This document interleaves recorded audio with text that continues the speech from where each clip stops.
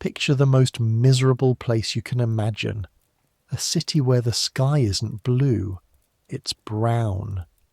Where the river doesn't reflect clouds, it reflects soot and slaughterhouse waste and God knows what else from the dye works upstream. Where you can tell what day of the week it is by whether or not the coughing in the next room sounds worse than yesterday. Now fill it with 70,000 people packed into streets so narrow that neighbours on opposite sides can lean from their windows and nearly shake hands across the gap. Add a river so poisoned that when it catches fire, and it will catch fire, the Irwell will literally catch actual fire in 1870, but even now in 1862 it burns the back of your throat just standing near it. The fire is the least disturbing thing about it. Add children starting mill work at 6 years old. Add cotton fluff in every lung, coal smoke in every breath, and a life expectancy in some courts, some specific little alleys right in the heart of Salford, of 17 years old. Not 17 as an average, 17 as a ceiling. You reach 17 in Ordsall and people genuinely say, "Well done, you made it. That's Salford, 1862. And here's the thing about Salford that nobody mentions. Not the reformers who write their pamphlets, not the journalists who come up from London and go home pale. Salford isn't the broken, forgotten edge of the industrial world. It's the centre of it. This is where the cotton comes. This is where the mills are. Across the River Irwell, barely 100 yards of brown water away, is Manchester, already calling itself the workshop of the world, already swelling with proud Victorian certainty. And here, on this side of the river, are the people who do the actual work. The ones whose fingers piece the threads back together 40,000 times a day. The ones who crawl under the machines while the machines are still running. The ones who are small enough to be useful and old enough to be scared. We're going there tonight. Not as visitors looking at the mills from a safe distance. We're inside. One day, one life. Everything you would have felt, smelled, heard, and survived. So, I make these history stories and I genuinely don't know if you're listening because you want to sleep or because you want to understand something real about the world, or possibly both simultaneously, which honestly makes you my favourite kind of person. Get comfortable. It's 1862. The American Civil War is 7 months old. And that fact, that war, that ocean away, that fight over something that has nothing to do with Salford, is about to change everything about your life. Here we go. Your eyes open to darkness so complete that for a moment you don't know if they're open at all. You put your hand in front of your face. You can feel it, warm and close. You can't see it. That's how dark it is. The room is maybe 10 feet by 12. There are 4 of you sleeping in it. You, your sister Maggie, your mother, and Mrs. Ogden's youngest from next door, who sometimes ends up here when the crying gets too bad through the wall, which is most nights. The wall between the 2 rooms is plaster over rubble, barely an inch thick. You can hear everything, every cough, every prayer, every argument. You know the smell before you're even fully awake. Coal smoke, the cheap kind, the kind that doesn't burn clean because it's not coal exactly, but coal dust and clay pressed together into blocks, because real coal is 2 shillings a hundredweight, and 2 shillings is 2 days' wages. It leaves a particular residue in your nose, something between ash and tar. Underneath that, damp. The wall behind your head sweats in the cold months. You've learned to sleep away from it, but in a bed this size, a straw pallet that you share with Maggie, there's no real away from anything. The damp is always there. It works itself into the blanket, into your clothes, into your skin. Your knuckles are cracked already and it's only October. By February they'll bleed. And underneath the damp, the smell that is just the smell of this place, this court, this particular corner of Salford, a sweetness that isn't sweet at all. It's the cotton. Cotton dust doesn't smell like much on its own, but when it settles into wood and cloth and hair and plaster over the years, when it mixes with the sweat of the people who carry it home every day, it becomes something you can't quite describe. Not unpleasant, not pleasant, just present. The way water has a smell even though people say it doesn't, and underneath all of that, the Irwell. The river is 3 streets away. You never stop smelling it. It smells like everything people and industry and animals have put into it over 20 years of pouring every waste product imaginable into a body of water that used to have salmon in it. No salmon since before you were born. No fish at all. The fish left when you were still your mother's idea. What's in there now is a chemical memory of the fish, and the dye from 6 dye works, and the blood from 3 slaughterhouses, and the waste from the tanneries, and the bone-boiling yards, and the contents of every privy that empties directly into the bank. They say the smell is worse in summer. You're 11 years old, and you've never lived anywhere that didn't smell like this, which means you've never thought about it. Not really, not as a problem. It's just the air. It's just where you are. Welcome to Chapel Street Court, Salford, 1862. Your name is Thomas Rourke. Everyone calls you Tommy. You were born here, not in this exact room. Your family moved twice in your first 3 years, following the rent that your father could actually pay. But in this neighbourhood, in these streets, in this particular thickness of air. Your father, Cormac Rourke, came over from County Clare in 1849, the worst year of everything, walking out of one kind of catastrophe directly into another kind of catastrophe, which is something the Irish seem to have a particular talent for, and which he would have been the first to laugh about if he were still alive. He isn't. Typhus, 1860. He was 31 years old. Your mother Bridget is 30 now. She takes in washing from the houses on Broad Street, the ones with the bay windows, the ones where people have the kind of money that generates dirty linen in any quantity. She's up before you are. She's always up before you are. You don't know when she sleeps. Maggie is 14, old enough to be a weaver, and she is. And you are Tommy Rourke, age 11, piecer at Pendleton Mill No. 2, and the bell is going to ring in approximately, you know this the way animals know when rain is coming, 4 minutes. It rings. Not a church bell, a mill bell. There's a difference that you feel in your chest rather than hear with your ears. Church bells go up. They rise, they ring out, they scatter birds and move through air that is trying to carry them somewhere. The mill bell at Pendleton goes down. It is a heavy iron utilitarian sound with no interest whatsoever in being beautiful. It says, get up. It says, you're already late if you're not already moving. It says in its way the same thing the mill has been saying to the children of Salford for 40 years. You belong to me until I let you go.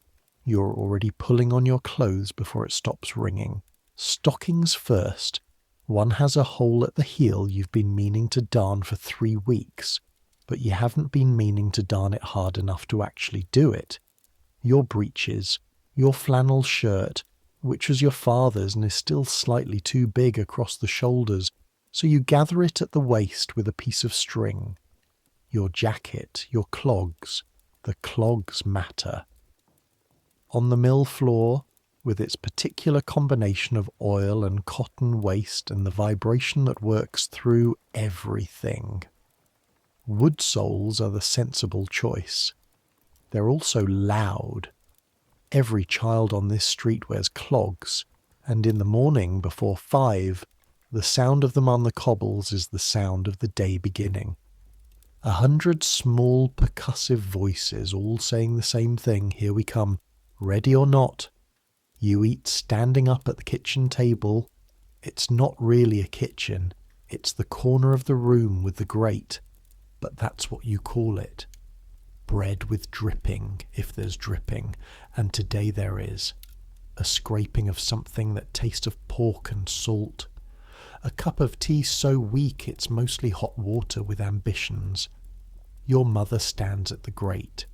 She doesn't look at you while you eat.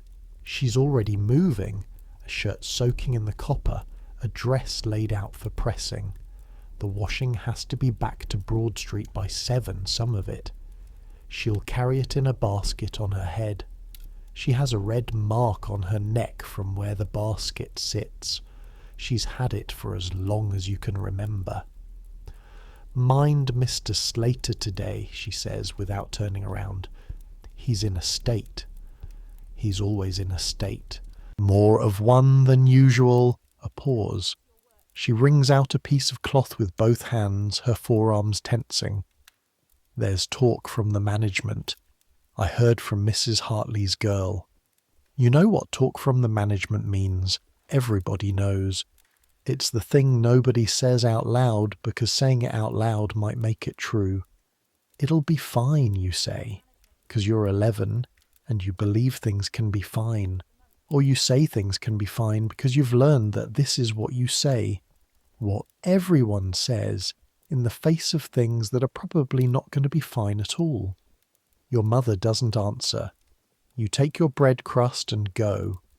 The court you live in is called, by the people who live in it, the back of Hartley's, because a man named Hartley owned the land once, though Hartley himself is long dead, and the court is now owned by a man in Manchester who has never stood in it.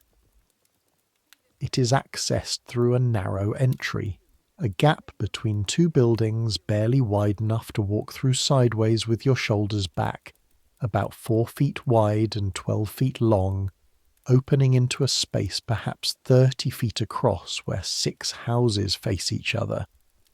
There is one privy for all 6 houses. There is one standpipe on the wall of the house at the far end, which runs for certain hours only. There is no sunlight, not because of the time. Even in July, even at noon, the houses are too tall and too close for the sun to reach the flagstones of the court itself. The very centre might get an hour of direct light if the weather is clear. The rest is always in shadow. You go through the entry and into Chapel Street, and you feel the air shift. Barely, not much, not clean, but more of it. Room to breathe in a relative sense. Chapel Street at 4:30 in the morning. Other children materialise out of the darkness. Lenny Booth appears beside you from the entry to the next court, his collar up, his breath a cloud in the cold air. He's 12 and a full 2 inches shorter than you, which bothers him more than it should. You hear the bell, he says. I'm here, aren't I? I'm asking because your face looks like you're still asleep. Your face, you're fairly certain, looks exactly like your face. You say nothing, and you walk, and Lenny walks beside you, and the clogs say tack, tack, tack, on the cobbles, and other clogs join in from other streets converging on the same point. The mill. The lights of Pendleton Mill are visible from here. Gas lamps on the walls of the upper stories, the windows yellow-white against the dark sky. Not a warm yellow, a working yellow, a yellow that says, the machines are already running. The machines never stop. You stop, but the machines don't. You pass the King's Head, shuttered at this hour, its sign just visible against a grey sky. a crown that used to be bright red and is now the colour of old blood. You pass the corner where, in summer, a man sells hot potatoes from a can. He won't be there for another 4 hours. You think about this briefly. You pass the entry to Back Turner Street, where 3 families live in conditions that make your court look spacious. You know, 'cause Lenny lived there before his family moved. He doesn't talk about it. You don't ask. And then you're on the bridge. Not a grand bridge. Not the kind you'd put on a painting. This is the footbridge at the end of Greengate, a functional piece of ironwork over the edge of the Irwell, and at 4:30 in the morning it is crossed by children going to work in numbers that would disturb you if you thought about it long enough. You don't think about it long enough. You never do. Below the bridge, the Irwell. You hear it before you see it. A thick, heavy sound. Not quite water, not quite silence. The Irwell doesn't have the voice of a river. It has the voice of something that used to be a river and now has a different occupation. In daylight, it's black-brown, or sometimes red when the dye works. Upstream of St. Busy, or sometimes a yellow-grey that you try not to think about. At night, it's just darkness moving. You can smell it. God, you can smell it. Even in October, with the cold pressing everything down, the Irwell gives off a smell that you could navigate by in absolute darkness. Something between hot metal and old meat, and the particular sweetness that isn't sweet, of organic material in the process of becoming something else, something final. Lenny covers his mouth with his sleeve as you cross, which is a thing he does every morning and which you have long since stopped finding funny. One day, he says, his voice muffled by wool, I'm going to live somewhere with a normal river. What's a normal river? One with fish in it. There are fish in the Irwell. Are there? Dead ones. You get off the bridge. The smell fades to its usual background level. Doesn't that count? Lenny drops his sleeve. You're a miserable person in the mornings, do you know that? This might be true. You're not sure. You know what you are in the mornings, awake, moving, pointed toward the mill like a compass needle that only has one direction. Whether that makes you miserable depends on your definition. You keep walking. The mill gates are 50 yards ahead, already open, already busy. Dozens of figures converging on them from every street. Men and women, yes, but also children. Children everywhere. Ages ranging from, you try not to look too closely, because seeing things clearly sometimes makes them harder to bear. Ages ranging from what looks like 8 or 9 at the smallest, to 14 or 15 at the top, when most of them move from child jobs to adult jobs and start getting paid something closer to a living wage. At 11, you are neither the youngest nor the oldest. You're exactly in the middle of the machine's appetite. Mr. Slater is at the gate. He's a compact man in his 40s, with a face that has been weather-beaten and mill-beaten into something with very few soft surfaces remaining. He wears a brown jacket and carries, tucked under his arm, a leather strap about 18 inches long. He does not use it the way some overlookers used straps 20 years ago. He uses it mostly as a thing to hold, a prop, a visual reminder of the general arrangement of authority in this building. But he does use it. You've seen it. You try not to think about the last time you saw it. He is looking at his watch as you come through. Rourke, he says without looking up. Mr. Slater. You're 12 seconds late. You're not 12 seconds late. You're, if anything, slightly early. You know this. He knows this. Neither of you says anything else about it. This is the first lesson the mill teaches you, the one that goes before all other lessons. Your time is not your own. Not your mornings, not your meal times. not the minutes between one task and the next. Your time belongs to the schedule, the bell, the machine, the man with the watch and the strap. You have learned to move inside this arrangement without friction, the way water moves around stone, not fighting it, not enjoying it, just finding the path that gets you through, inside the gate. The sound hits you like a physical object. This is not a metaphor. The noise of the mule spinning room at Pendleton number 2 is a thing that has weight and texture. It comes through the soles of your clogs before you even open the door. You feel it in your molars. When you first started working here 3 years ago, you thought you might be getting ill. There was a buzzing at the back of your skull that lasted for days. You mentioned it to Maggie, who had it too when she started. She said it goes away. It doesn't go away. You just stop noticing it. The door opens and the sound changes from felt to heard. A continuous combined roar of 200 mule-spinning frames in perpetual motion, each one a system of rollers and spindles, and a carriage that moves out and back, drawing the cotton roving into thread, twisting it, winding it onto bobbins with a mechanical regularity that looks almost like breathing. The room is perhaps 150 feet long and 60 feet wide, with a low ceiling crossed by iron beams from which hang belts and shafts connecting everything to the steam engine somewhere in the guts of the building. The floor vibrates, not slightly, not as a background tremor. The floor of the spinning room vibrates the way a bridge vibrates when traffic is passing, a constant low-frequency shudder that works its way up through your clogs and into your shins and your knees and eventually your whole body, so that after a full day here, you walk out into the street and it takes 20 minutes before your legs stop expecting the ground to move beneath them. The air is warm, deliberately warm. You understand this now, even if you didn't at 8 years old. Cotton thread breaks more easily when it's cold and dry.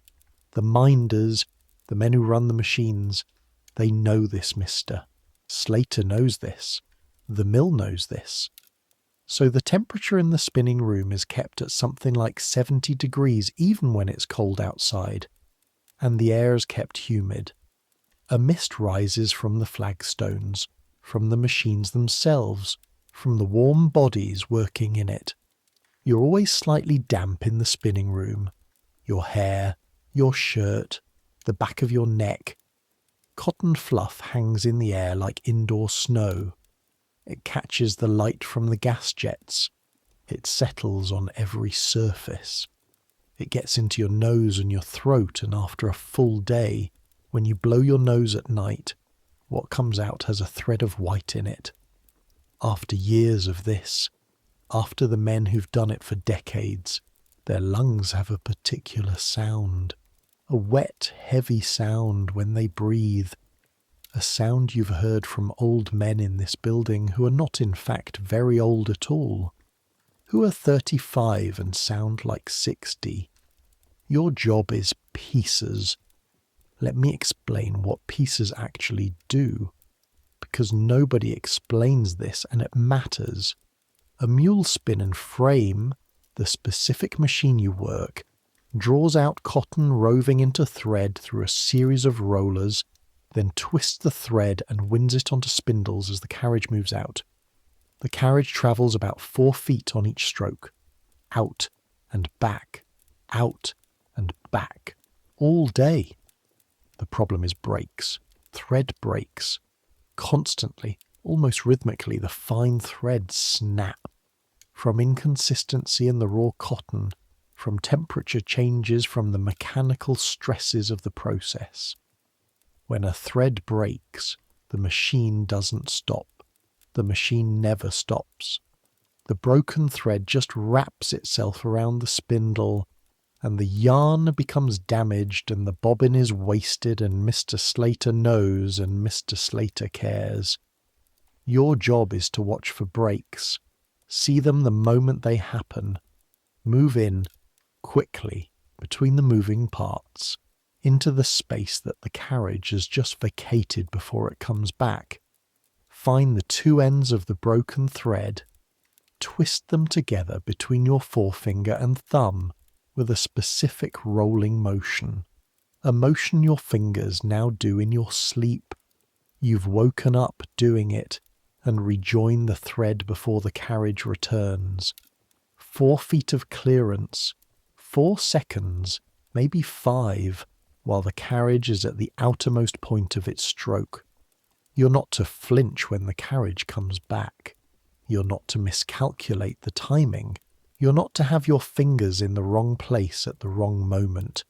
You work 3 machines simultaneously, back and forth across the row, watching, moving in, twisting, retreating, watching. Your eyes have learned to track breaks across a span of 30 feet without looking directly at any of them. Peripheral vision so developed that you see things in the corners of the room that most people would have to turn their head to see. Your hands move fast, faster than you can consciously direct them. They've been doing this since you were 8 years old, and they know the work the way a musician knows scales. The index finger and thumb of your right hand have calluses specifically shaped by this rolling motion. Hard little pads of skin, smooth where everything else is rough. At 8 years old, when you first started, the other pieces, older children who'd been here a year or two, watched you with the professional curiosity of craftsmen evaluating an apprentice.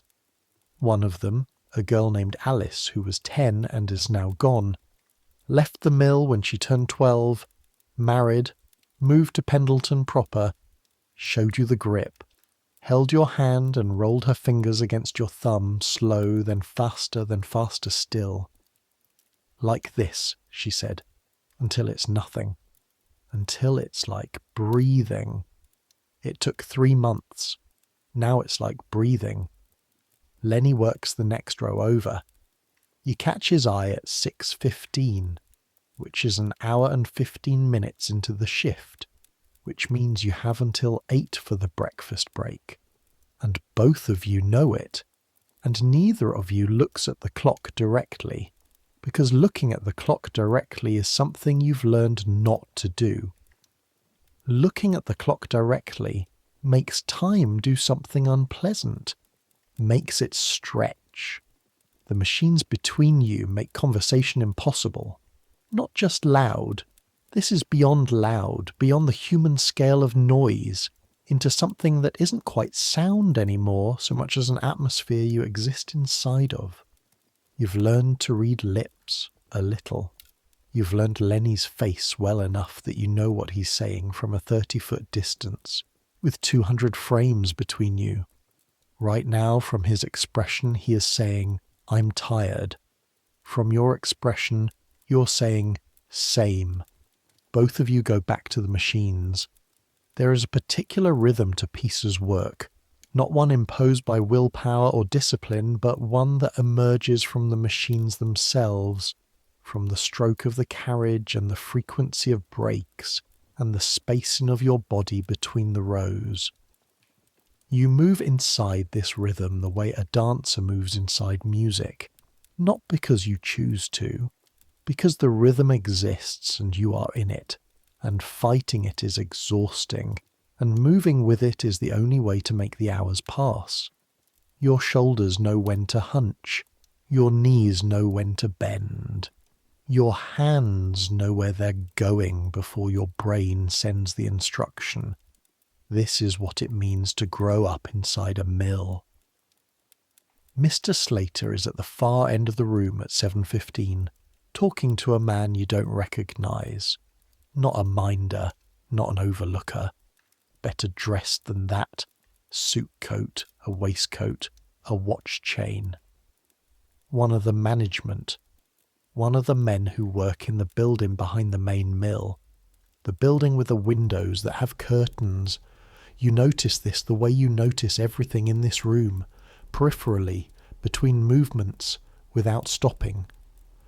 Lenny has noticed too. You see it in the set of his shoulders. The man with the watch chain has papers in his hand. He's showing them to Mr. Slater, pointing at something on the page.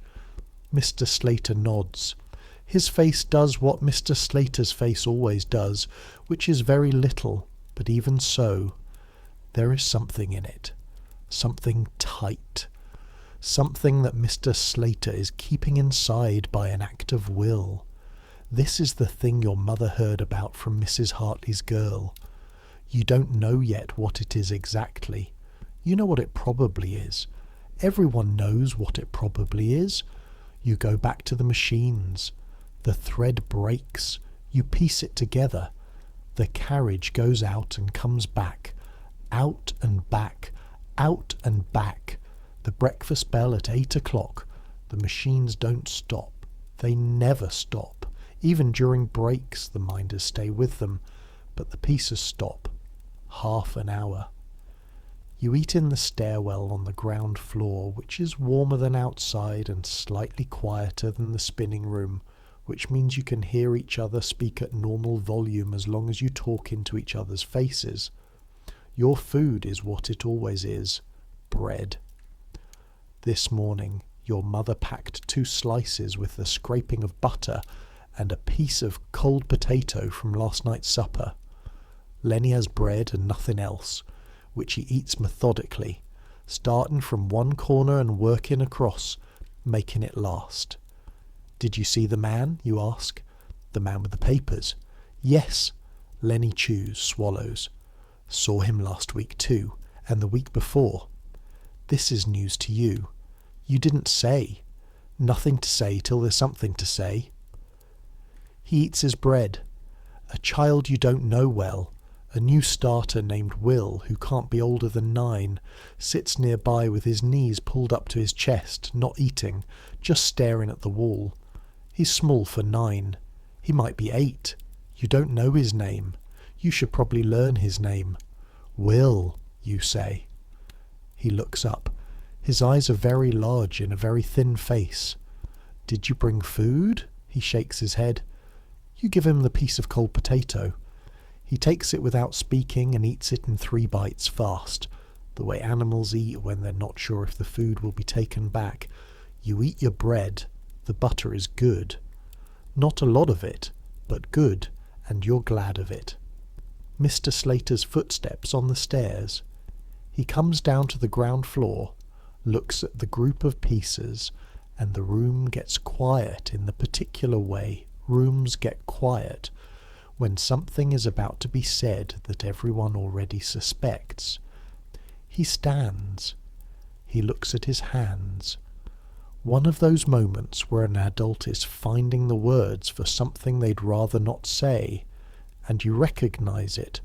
All of you recognize it, because you've all seen adults do this more times than you should have at your ages. Management has decided, he says. Starting Monday week, the mill goes to short time. Silence. Not the absence of sound. The machines above you continue. The belt shafts grind. The floor trembles. But a human silence. Every breath in this stairwell held at the same moment. Short time. 2 words that are simple enough. They mean the mill runs 4 days a week instead of 6. They mean your wage, which is already 2. Shillings and 3pence for a full 6-day week, which is almost nothing, which is nevertheless essential, becomes 1 shilling and 4pence for a 4-day week. They mean the difference between your family having enough bread and your family not having enough bread. How long, someone asks. You think it's one of the older pieces, a girl named Hannah who's been here longer than you. Don't know, Mr. Slater says. Is it the cotton, the American War? Mr. Slater looks at whoever said this with an expression that answers the question, then turns and goes back up the stairs. The cotton, the American War. You know this story in the way you know weather. Not fully, not the causes and politics, but the effects, which are the only part that matters when you're 11 years old in Salford. There is a war in America.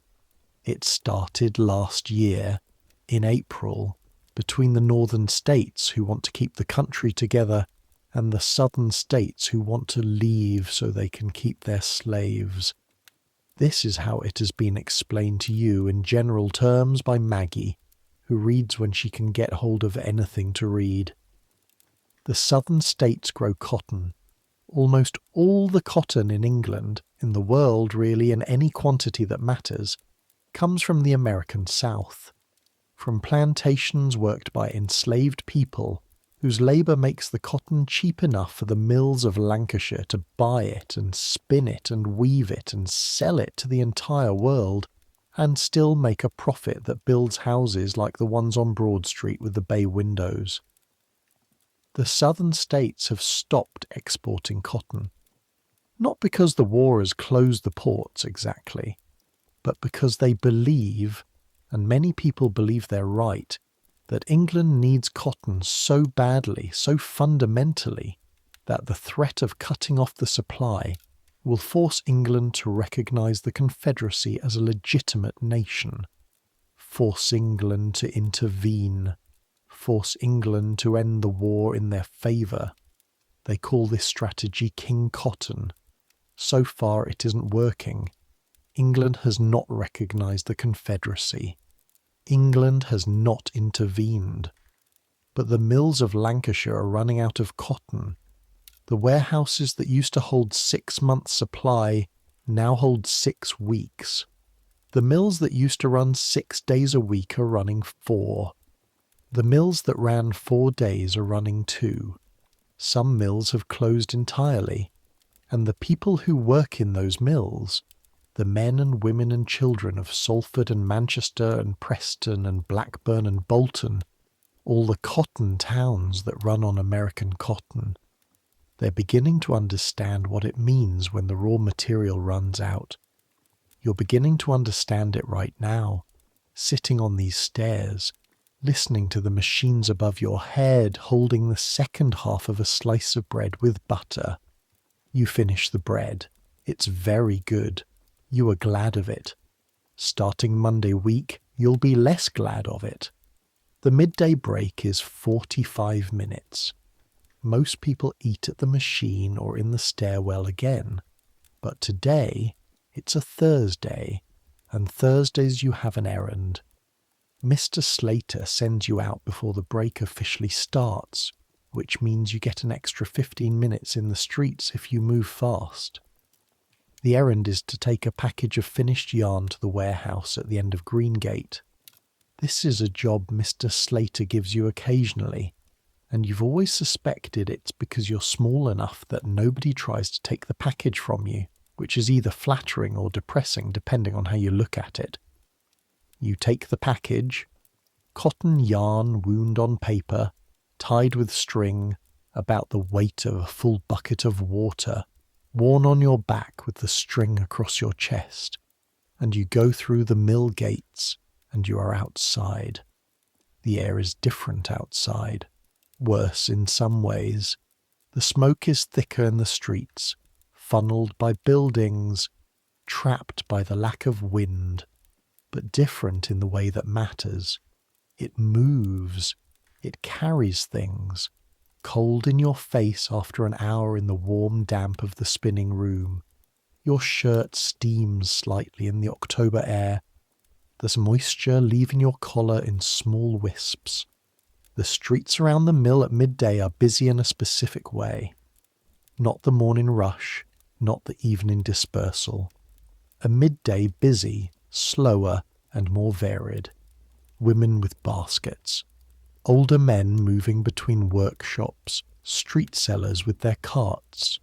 A boy about your age trying to sell broadsheets, calling something you can't quite make out.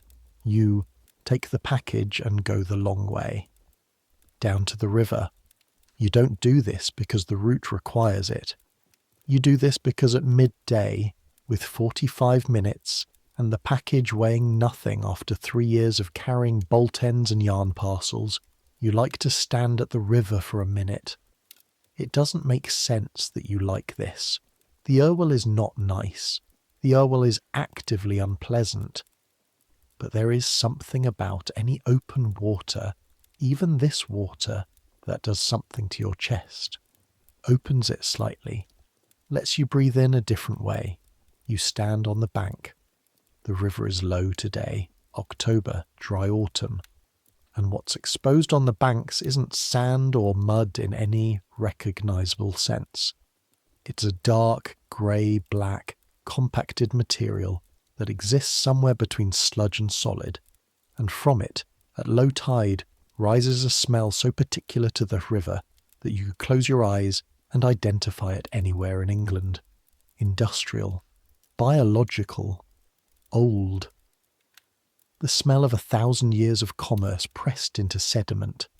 The surface of the water is not still. It moves with current, but also with something else.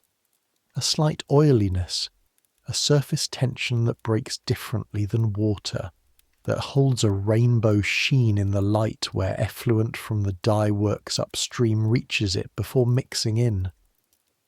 Right now, in October, the sheen is a dark amber. Last summer it was red for 3 weeks, bright red, the colour of something terrible, and the children in the court thought it was blood until someone explained about cochineal dye and woad substitutes, and the particular stupidity of certain dye works managers. A dog is drinking from the river 20 feet away. You watch it for a moment. Don't, you say, not really to the dog which ignores you and keeps drinking. You know what's in that water, not in any scientific detail.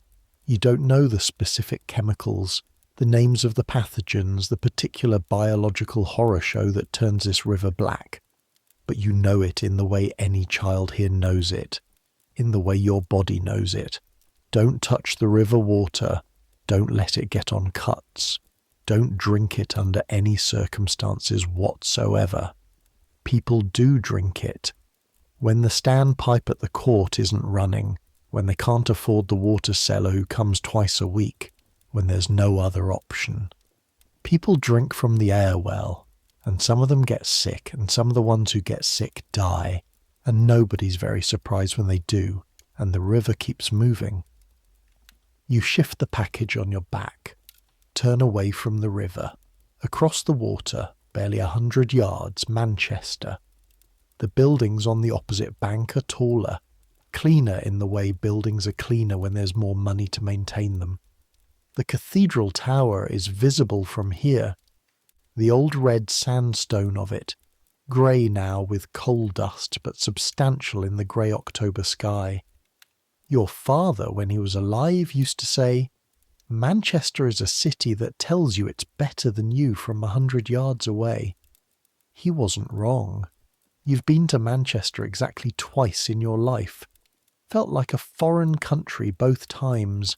Felt like the money in your pocket was somehow smaller on that side of the river.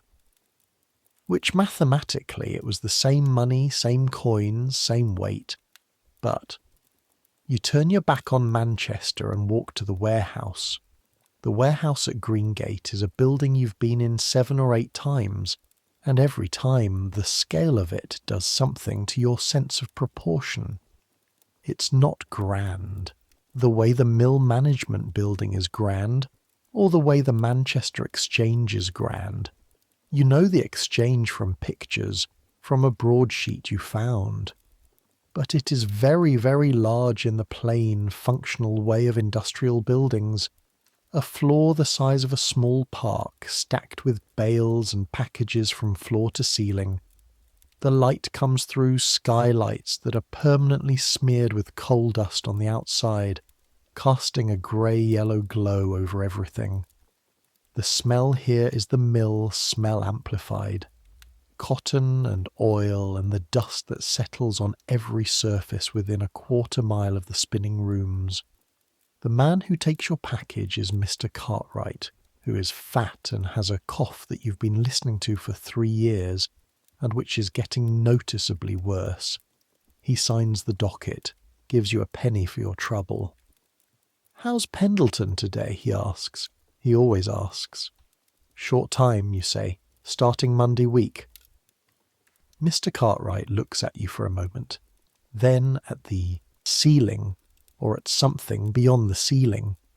"Aye," he says, "same everywhere. God knows where it ends." He goes back to his ledger. You go back to the street. You have the penny in your hand as you walk back to the mill. A penny. 1 penny. This is. You know this without calculating, because this is the kind of arithmetic that every child in Salford does automatically. 1/27th of what you earn in a week. 1/27th of 2 shillings and 3 pence. Put it another way. A pound of bread costs 2pence halfpenny. This penny is almost half a pound of bread, or almost a cup of coffee from the coffee stall at the Greengate market, except you don't drink coffee because it costs more than tea, and you don't often drink tea that someone else made because it costs more than making your own. You keep the penny. You think about the short time. 6 days a week at 2 shillings 3, 2 shillings 3, 4 days a week at 2 shillings 3's daily rate, which is 10pence halfpenny, times 4 days, 1 shilling and 6pence. That is a difference of 9pence, 9pence a week. This is a number that sounds small until you consider 9pence is 4.5 pounds of bread. 9pence is the rent of a room for 4 days in the worst part of Greengate, where the rooms are smaller than yours and there are more people in them. 9pence is the coal that keeps the grate going for 2 cold evenings. 9pence a week is the margin between enough and not enough for your family at this particular moment. Your mother will know this already. She will have done the arithmetic before you even came home last night, back when she first heard the rumour. She will have already started thinking about what can be pawned.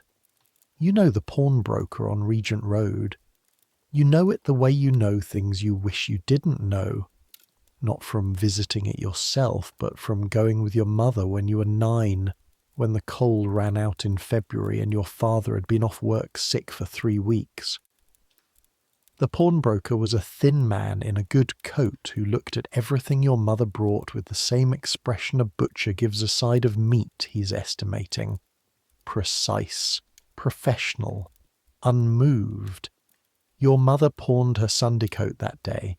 The good one, the blue one with the brass buttons that she'd had since before you were born. She got 1 6 for it.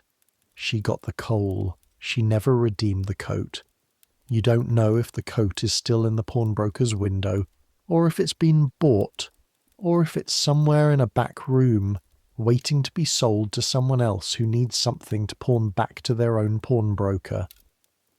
Objects moving between people in this neighbourhood have their own slow circulation, like blood, touching hands that need them and then moving on. You put the penny in your jacket pocket, go through the mill gates with 3 minutes to spare. Mr. Slater doesn't check his watch. That's something. The afternoon in the spinning room, this is the hard part. Not technically, not in terms of skill. The work is the same in the afternoon as it is in the morning, but the afternoon has a weight that the morning doesn't. By 2 o'clock your body has been doing this for 9 hours, with 2 breaks of half an hour each, and it starts sending messages you can't ignore. Your shoulders, first, are burning along the tops of them, where the muscles that control your arms have been working in the same contracted positions since 5:30. Not pain exactly, more like a conversation your body's having with you about its current state. Then your knees. The spinning room floor is flagstone, and standing on flagstone for 9 hours has a particular effect on the knees of someone who doesn't yet weigh enough to distribute the impact properly. A dull ache that starts around your kneecaps and radiates slowly upward. Your eyes. The fluff in the air makes your eyes water.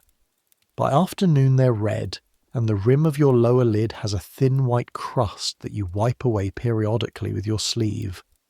And your hands. Your hands are simply busy. They're not yours in the afternoon the same way they're yours in the morning. They belong to the work. They move without you.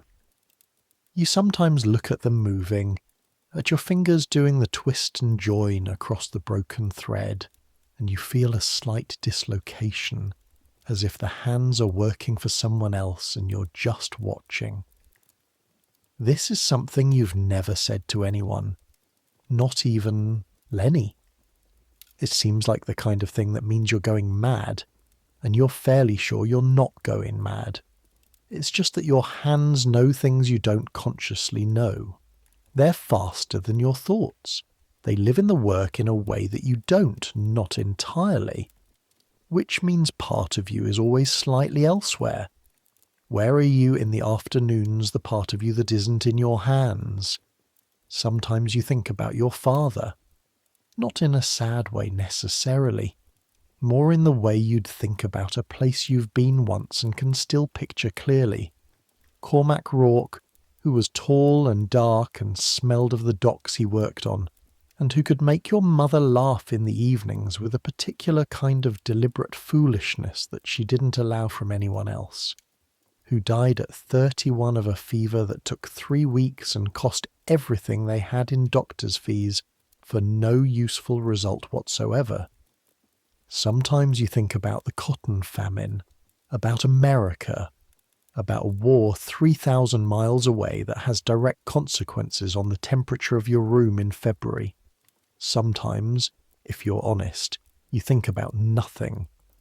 Your mind goes white and flat like a field in fog, and you work and you don't think anything, and this is the best possible state to be in for the last 2 hours of a shift. Lenny gets his hand caught at 3:15. Not badly, not the way it sometimes goes badly. You've heard about what happens when a hand goes into the wrong part of the wrong machine, and you don't want to think about it. What happens to Lenny is that his finger catches in the edge of the carriage on its return stroke, not the full force of it, a glancing thing, but enough.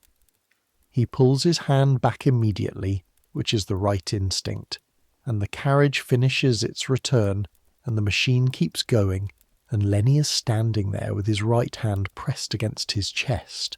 You're across to him in seconds. The middle finger, badly bruised, possibly the nail broken, the skin split across the knuckle. Not the bones. You think not the bones by the way he flexes it, grimacing but not screaming. "Get Mr. Slater," he says.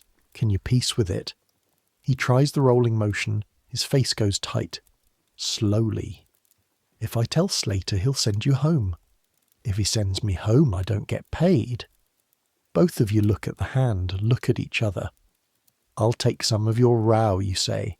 "Pick up the brakes on the edge. You handle the centre." He looks at you for a moment, then nods once, short. You go back to your machines. You extend your attention across your row and the edge of his, watching 2.5 sets of frames simultaneously. And it's too much. You miss some breaks that you wouldn't normally miss. But you catch enough. You catch enough.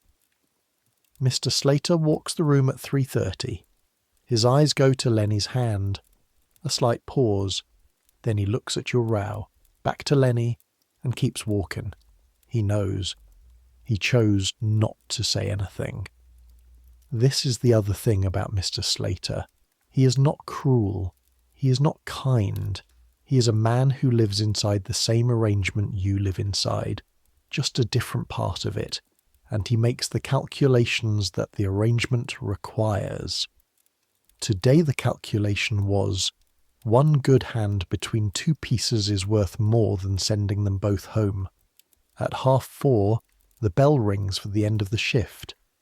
You come off the floor like something unwinding, everything held tight for 11 hours, shoulders, knees, back, releasing at once into the cooler air of the stairwell. Lenny flexes his hand. The finger is purple now, the nail dark.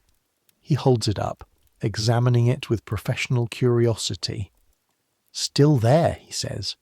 Still there, you agree. Could have been worse. Could have been much worse. Both of you know what much worse looks like. You've seen it. The mill keeps a kind of informal record, not written down anywhere but held in the memory of everyone who works here. The minders who've lost fingers, the women who've had their hair caught in the belts, the boy 3 years ago in the carding room, not at Pendleton number 2, but near enough to know. You file out through the gates, the last of the October light such as it is, orange and thin above the rooftops, your clogs on the cobbles, the smell of the evening beginning to overlay the smell of the day. Home is a word you've been turning over in your mind since the short-time announcement. Not because you doubt where home is. Home is the back of Hartley's, the room with the crack in the plaster that looks like a river on a map, the mattress you share with Maggie, the smell of your mother's washing in the copper. Home is specific. Home is known. But home is also rent. The rent on your 2 rooms is 3 shillings and 6pence a week, which your mother pays from the washing money and your wages and what Maggie brings in, pooled together on Saturday evenings into a common fund that covers rent, food, coal, and anything medical in that order of priority. In a normal week, a full-time week, the fund has approximately 1 shilling and 2pence left over at the end, after essentials. 1 shilling and 2pence that goes into the cracked teapot on the mantelpiece, which is not a teapot anymore, which is just where the savings live. The teapot currently has, you counted it last month, 4 shillings and 8pence in it. Starting Monday week, the weekly shortfall from your short time alone is 9pence. 4 weeks of short time and the teapot is empty. 8 weeks of short time and you owe the landlord. You walk through the entry into the court. Mrs. Ogden is at the standpipe filling a jug. She's a broad, tired woman who works at the rag warehouse on Bolton Street and has 6 children, 5 of whom are alive. Tommy, she says. Evening, Mrs. Ogden. She looks at your face. Adults in this court are very good at reading children's faces because children's faces are often the first indication of developing trouble. You heard, she says. Yes. She nods, finishes filling the jug, lifts it with both hands, the weight of it visible in her arms. It's the war, she says. It's that Lincoln. You're not sure exactly how it's Lincoln, since Lincoln is the one trying to end slavery and the Confederates are the ones who stopped the cotton, but you understand the confusion. The logic goes, no war, cotton comes, mills run, children eat. Therefore war is the problem. Therefore whoever started the war is the problem. History is simpler when you need it to be. My Dan's at short time too, she says. And the warehouse is talking about laying off half the sorters. Dan Ogden is 22 and works at the wool warehouse. He has a wife and they're expecting their first. Maybe it won't last long, you say. Mrs. Ogden gives you a look that is not unkind, but is absolutely free of comfort. Get your supper, she says. You go inside, your mother knows. She's known since before you did, probably. Through whatever network of information moves between the women of this court and the women of the neighbouring courts, and the women taking washing to the houses on Broad Street, which is an information network significantly faster and more accurate than any newspaper. She doesn't look up when you come in.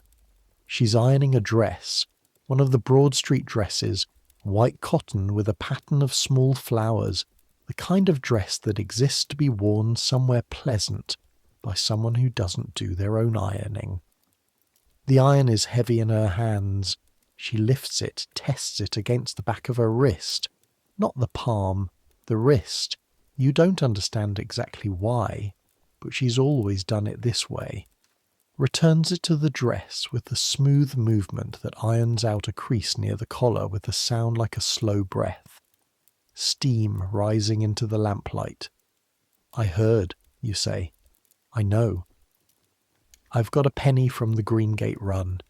You put it on the table. She nods, doesn't look at it. Maggie's at the same, she says, half time. Same mill, same notice. Maggie earns more than you. She's a weaver. She earns 4 shillings and 6pence a week, which is almost what your mother makes from the washing and considerably more than what you make. And Maggie going to short time is a heavier blow than you going to short time. You do the arithmetic. You do it automatically without deciding to, the way you piece threads.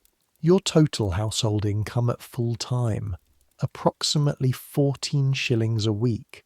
On short time, approximately 10 shillings and 2pence. Rent is 3 and 6pence. Coal in October is 8pence. Food for 4 people at the absolute minimum is about 5 shillings. 10 shillings and 2pence minus 9, and 2pence is 1 shilling. 1 shilling left over per week. No margin for anything. For a candle burning too long. For a broken clog. For a bottle of medicine if anyone gets sick. Your mother knows all of this. She knew it before you came through the door. She's calculating what can be adjusted, what can be trimmed, what can be made to last longer. She irons the dress, the steam rises, the room smells of hot cotton and the faint sweetness of starch. Maggie comes in at 6, takes off her clogs, sits on the bed with her legs crossed and looks at the ceiling for a long moment without saying anything. Then, has Ma said? Yes. Right. She looks at her hands.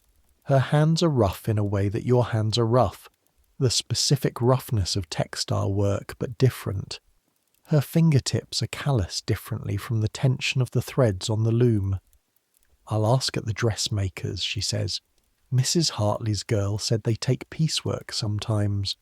Is that? I'll ask. She puts her legs down, stands up, goes to help with the supper.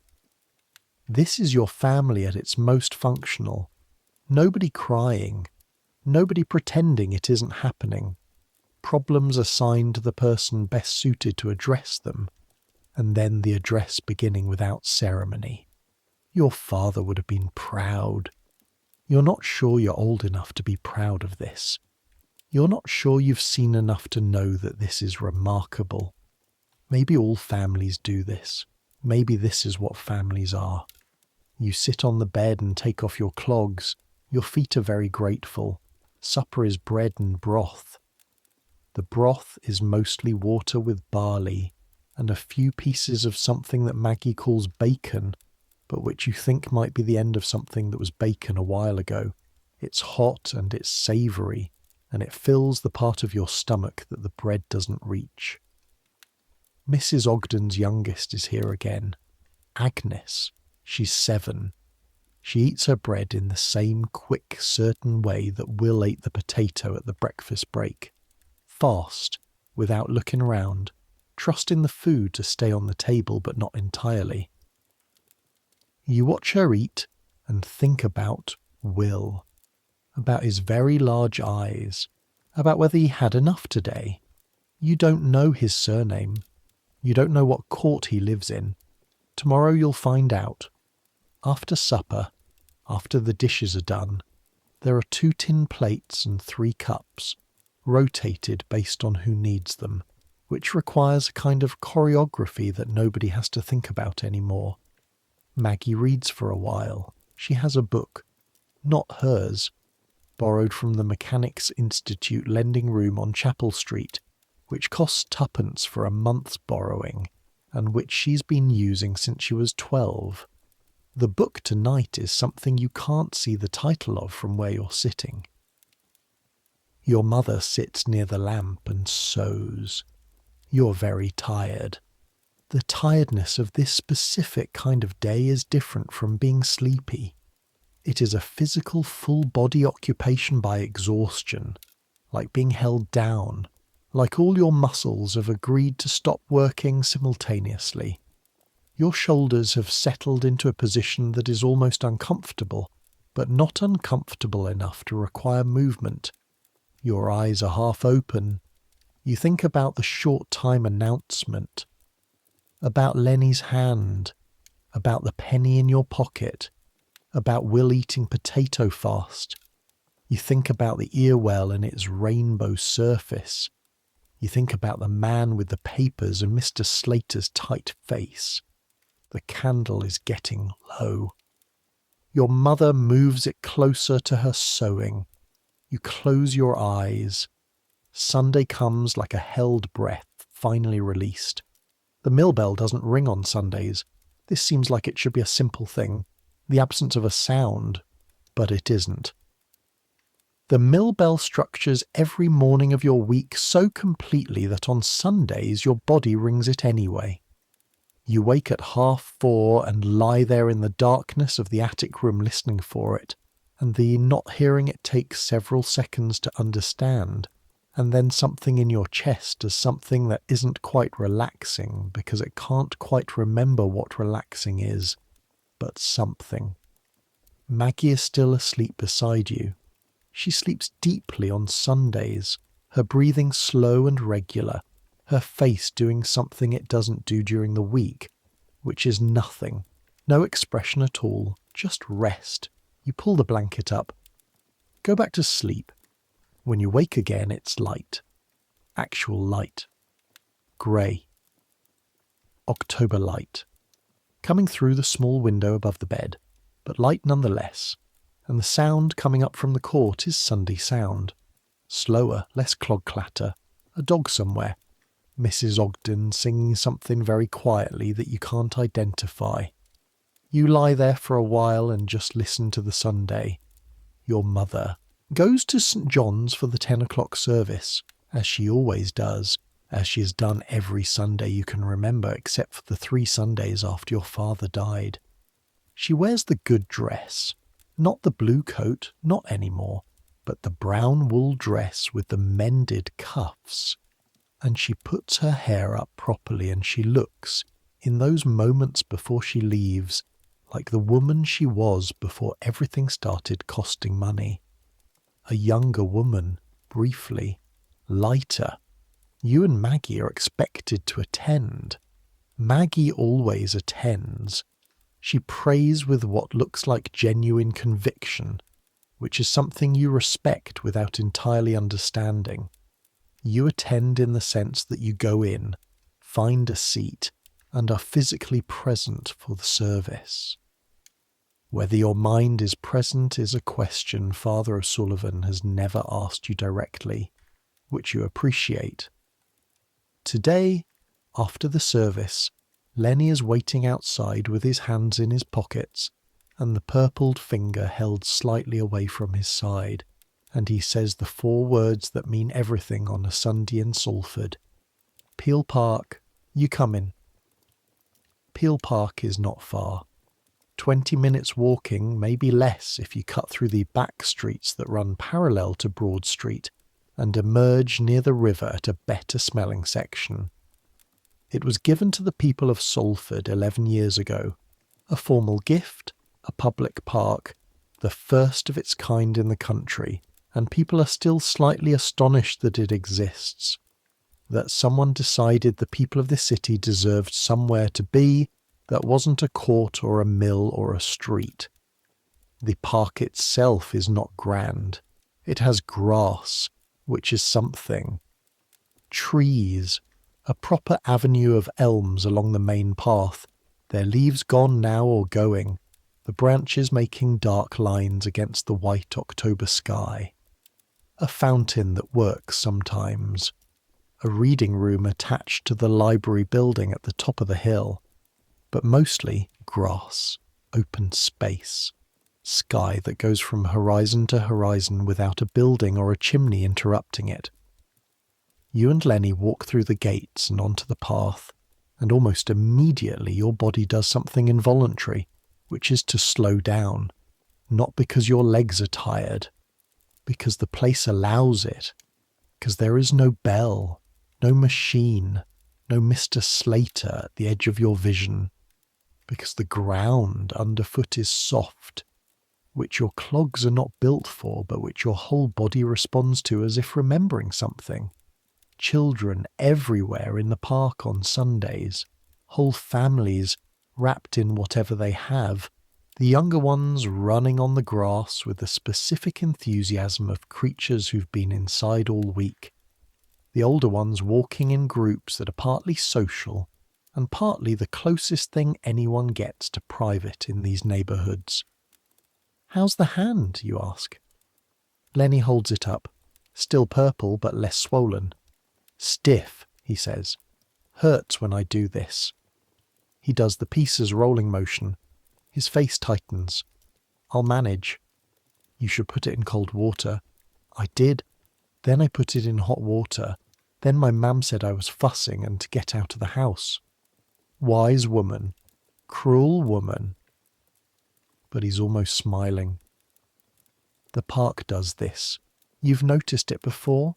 How the same people who walk into it with their daily faces on, the closed and careful faces of people who live in close quarters with difficulty, start to open after 5 minutes of grass and sky, like flowers that only need a small amount of light to respond.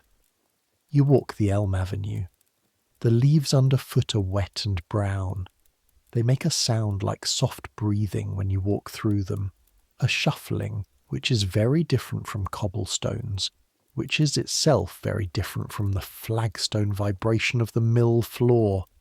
Each surface underfoot, its own language. At the top of the hill there's a bench facing south, and you can see from there, in clear weather, all the way to the hills above Salford. Not far, not dramatic hills, but hills, actual rising ground, actual horizon that isn't made of brick. Today there's enough grey in the air to soften them to suggestions. Blue-grey shapes at the edge of the sky. Lenny sits on the bench. You stand. "My mam's writing to my uncle in Leeds," Lenny says. "Why?" "He's in Wool. Wool's not short time. She's asking if there's work up there." You look at him. Leeds is 30 miles away. 30 miles is enormous. 30 miles in your world is another country. "Would you go?" Lenny is quiet for a moment. He's looking at the grey hills. "Don't know," he says. "Maybe. If it gets bad enough." He pauses. "It's not like there's—" He stops, starts again. "This is all I know. This street, this mill. If I go to Leeds, I don't know anything." "You'd learn." "I know that." A pause. "I know I'd learn. I just—" He looks at his hands, the purple finger and the 4 uninjured ones. "I'm good at what I do. I'm really good. I've been doing it 3 years and I'm good at it, and nobody in Leeds knows that. I'd be starting again. I'd be the boy who doesn't know anything." You understand this, not just what he's saying, but what's underneath it, which is a thing you don't have a name for at 11 years old, but which is real. The specific pride of being competent at something difficult, of knowing in your hands and your eyes and the instincts of your shoulders that you can do this work, that you're good at it, that you've earned something, even if the something is small. "You're still good," you say. "Leeds just doesn't know yet." Lenny looks at you. "You're better in the afternoons than you are in the mornings." "I told you, I'm tired in the mornings." He looks back at the hills. After a moment, "You think it'll last long? The short time?" "Don't know. My da says a year, minimum. Says the war won't end for years.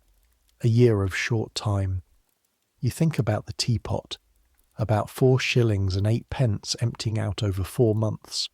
The elm branches above you make a thin rattling in the wind. The leaves are still releasing 1 or 2 at a time, slow and angled, falling through the grey air. "We'll manage," you say. Lenny makes a sound that isn't quite agreement. On the way back from Peel Park, you go past the Salford Royal Hospital. You didn't intend to. You were taking the longer route back because Sunday allows longer routes. But you come around a corner onto Chapel Street proper, and there it is. The hospital building, which is a modest thing compared to what the word hospital makes you imagine. A converted terrace with a sign and a door and a smell coming from it, even from outside, that is both antiseptic and biological in ways that don't quite cancel each other out. You know this building. You know it because your father was in it for 11 days before he died, and because the memory of coming here with your mother when you were 9 years old is the kind of memory that doesn't fade, that stays clear in its details the way happier memories sometimes don't. The smell. The main ward, which was 6 beds in a room that wanted to be smaller, with a window at one end and a nurse moving between them with a manner that was efficient and not unkind. Your father, who was a large man made small by the fever, lying with his hands at his sides, a wet cloth on his forehead, talking very quietly about County Clare as if he was there. You'd held his hand. It was hot and dry, the skin papery in a way hands shouldn't be. You'd held it and thought, this will be fine. He'll be fine. This will be fine. He was 31. He'd survived the famine, survived crossing the Irish Sea in winter in a boat not designed for it, survived 13 years of dock work and mill-town air.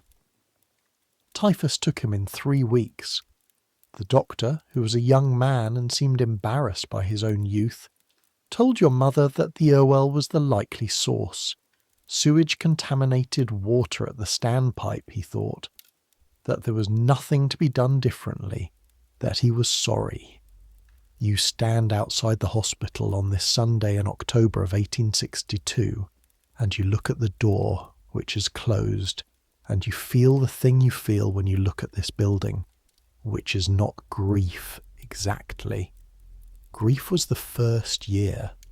What this is now is more like a scar, not hurting constantly but present, and when you touch it, different from the surrounding skin. You all right? Lenny asks. Yes. You turn away from the building. Let's go. November comes in like a problem remembered. The cold arrives first, not dramatically but persistently. A cold that sits in the walls of the court and doesn't leave even when the grate is going. That works its way into the mattress and the blanket and your clothes and your hands. The crack in the plaster that looks like a river on a map develops a companion crack by the end of the first week, and through both of them on cold nights, you feel the air from outside, thin and sharp, touching your face while you sleep. Your mother stuffs them with rags. This works for 3 days, and then the rags dry out and shrink, and the cold comes through again. Short time starts. The first Monday of it, 4 days instead of 6, meaning Monday and Tuesday you work and Wednesday you don't, and Thursday and Friday you work and Saturday you don't, has a particular kind of wrongness. You wake at 4:30 anyway. Your body doesn't know it's Wednesday. You lie in the dark listening for the mill bell, and the mill bell doesn't come, and eventually you understand and you stay in bed. And the staying in bed when your body expected to be moving feels like trying to sit still when someone is pushing you. The day has no structure. This turns out to be its own problem, one you hadn't expected. The mill is many things, most of them hard. But the mill gives the day a shape. 6 o'clock to 6 o'clock, with breaks at known intervals, within a known physical space, doing known work. The shape is not pleasant, but it is a shape, and inside it, you know where you are. Wednesday without the mill is formless in a way that doesn't feel like freedom. It feels like a room with no floor plan. You help your mother with the washing until she sends you out for getting underfoot. You find Lenny, who's on the same schedule, and the two of you walk to Peel Park again, though the weather is worse, and the park is emptier, and the satisfaction of it is reduced by the reason for being there. You go to the market on Greengate, not to buy anything, just to be somewhere with people and noise and the smell of food. The market at midday on a weekday. This is where you begin to understand what the cotton famine is doing, not to numbers and ledgers, but to faces. The market is always busy, but the busy you find on a Wednesday in November of 1862 is different from the Saturday market or the Sunday crowds in the park. This is the busy of people who have nowhere to go and nothing to do. Men standing at the edges of stalls, not buying, just standing. Women moving slowly between the cheese seller and the vegetable cart, looking, calculating, picking up things and putting them down. A lot of children, which means a lot of mills are on short time or closed days. Some of them are running, playing games you recognise between the carts. Others are just standing with their parents. That particular stillness children have when they're hungry and the adults around them are worried. A quiet you don't see at other times, a closing in.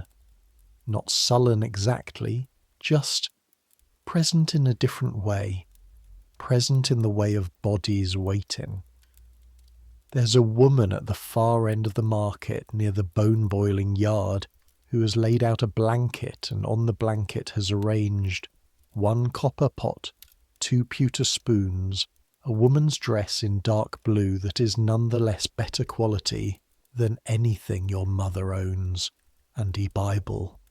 She's sitting on a crate behind it, very upright, not looking at passers-by, looking at some middle distance that doesn't have the bone-boiling yard in it, selling her things, what people do when the options narrow. You look at the blue dress. You think of your mother's blue coat with the brass buttons that has been in the pawnbrokers on Regent Road since 1859. Lenny is looking at the woman too. Her husband was at Pendleton number 1, he says. My mam told me. They closed entirely, no days at all. Number 1 closed entirely. Short time at number 2. The famine moving through the mills the way famine moves, unevenly. Some places surviving longer than others, all of them in the same direction. Come on, you say. You walk away from the woman with the blanket and the blue dress. You don't know why, not because you can't look at it, but because you can look at it too well, and the too wellness of it sits in your chest in a way that walking might help. Lenny walks beside you. Neither of you says anything for a while. The first illness in the court comes in late November. Mrs. Ogden's second youngest, a boy named Robert, who is 5 years old, and who has been, for all 5 years of his life, a creature of such physical cheerfulness that you sometimes think he might be made of different material than the rest of you. This Robert goes quiet one Tuesday evening, and by Thursday morning he has a fever. Fevers in the court are common. You learn this young. Every winter brings them, from the cold and the damp and the standpipe and the privy shared between 6 houses. Most fevers pass. Most children recover. The ones that don't are the ones nobody discusses afterwards, in the way nobody discusses the things that are too close to look at directly. You know Mrs. Ogden is frightened because she's washing her hands repeatedly. There's a doctor, not the hospital.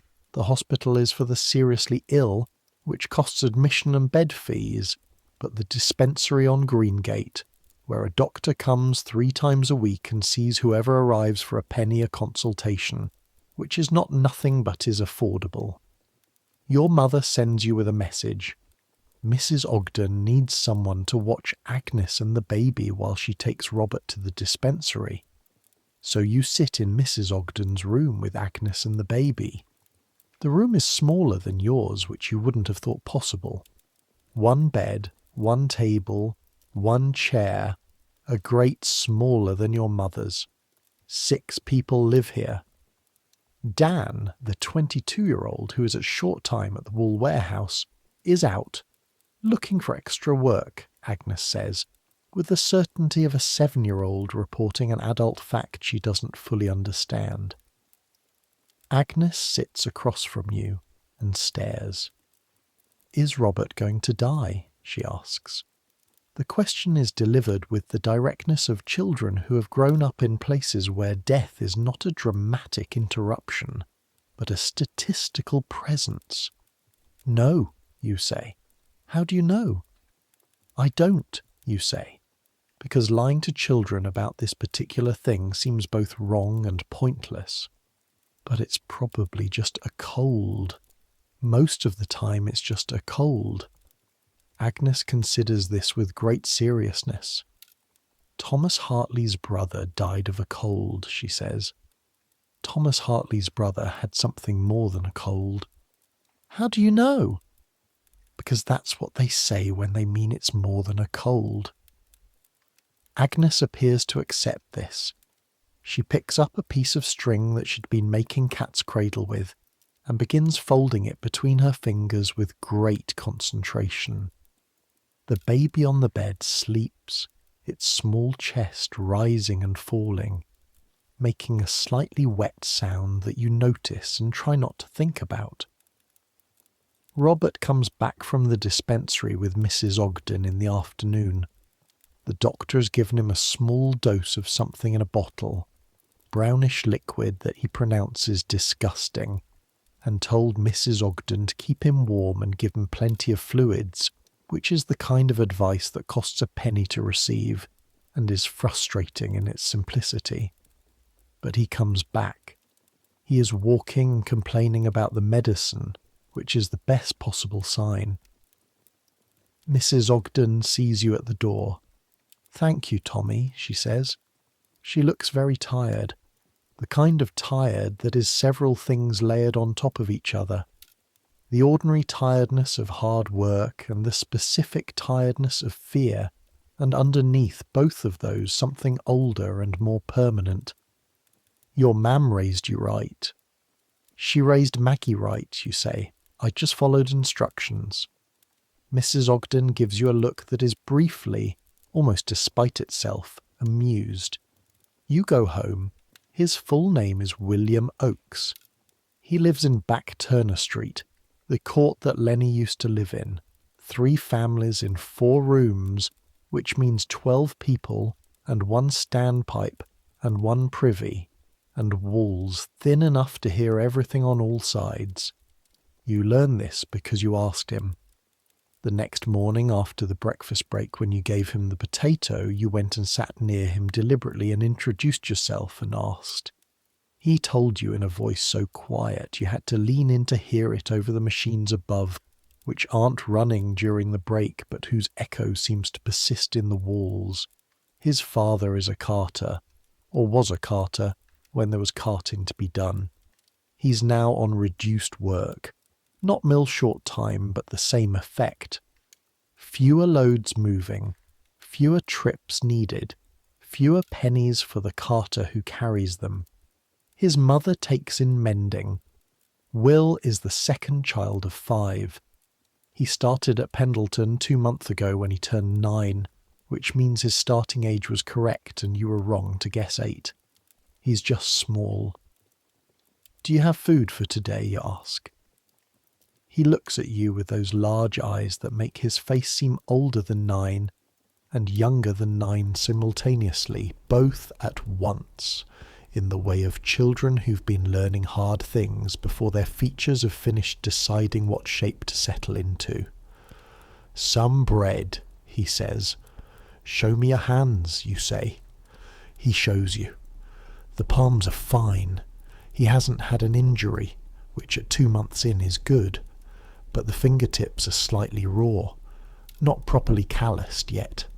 The work is still, taking skin that hasn't toughened, finding the places where the thread pulling constantly across the pad leaves a redness that will become, in time, the smooth, hard callus, but which right now is just a soreness he's been working through without mentioning. You've seen this before, you had it yourself. Wrap them, you say. In what? You think for a moment. You tear 2 strips from the bottom of your shirt where the hem is already coming loose. Tear them into small pieces. Show him how to wind them round the worst fingertips. Tight enough to protect, loose enough to feel through. "Won't Mr. Slater say something?" Will asks. Mr. Slater says the same things every day. He won't notice something new. This turns out to be incorrect. Mr. Slater notices everything. But what Mr. Slater does when he passes Will's machines later that afternoon and clocks the wrapped fingers is slow his pace slightly. Look at the quality of Will's work, the brakes caught, the carriage clearances, and keep walking without saying anything. The same calculation as with Lenny's hand. A slightly impaired piecer who is working is worth more than a healthy piecer who isn't there. After that, Will eats his bread next to you at breaks. He doesn't talk much. He eats, watches, absorbs.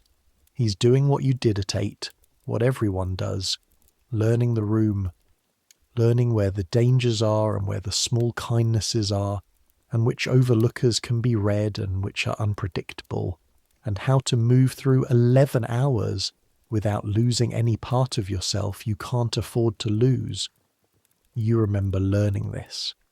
You remember it as a physical experience the first months, the constant low-level anxiety of not yet knowing, of each hour containing potential mistakes you couldn't see coming. The relief when the patterns became clear, when the room began to have a logic you could navigate.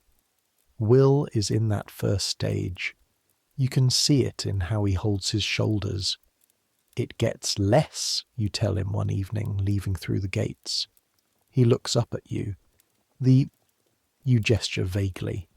The whole thing. The anxiety, the not knowing, the constant vigilance. "When?" he asks. "Not soon," you say, honestly. "But it does." He nods slowly. The nod of someone who wants to believe something and isn't quite sure yet if it deserves belief. You let him make up his own mind. December. The temperature in the spinning room, which in October and November had been warm enough to make the humidity of it unpleasant but not intolerable, drops.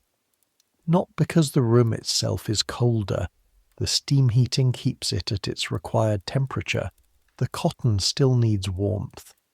But because your body's starting point each morning is now much lower. You come in from streets where your breath makes clouds and your fingers are stiff in your clogs, and the shift from frozen outside to warm, damp inside takes 20 minutes, during which your hands don't work properly and you miss breaks that you'd catch cleanly in October. Mr. Slater doesn't mention it. He sees it. He says nothing. The cold is harder on Will.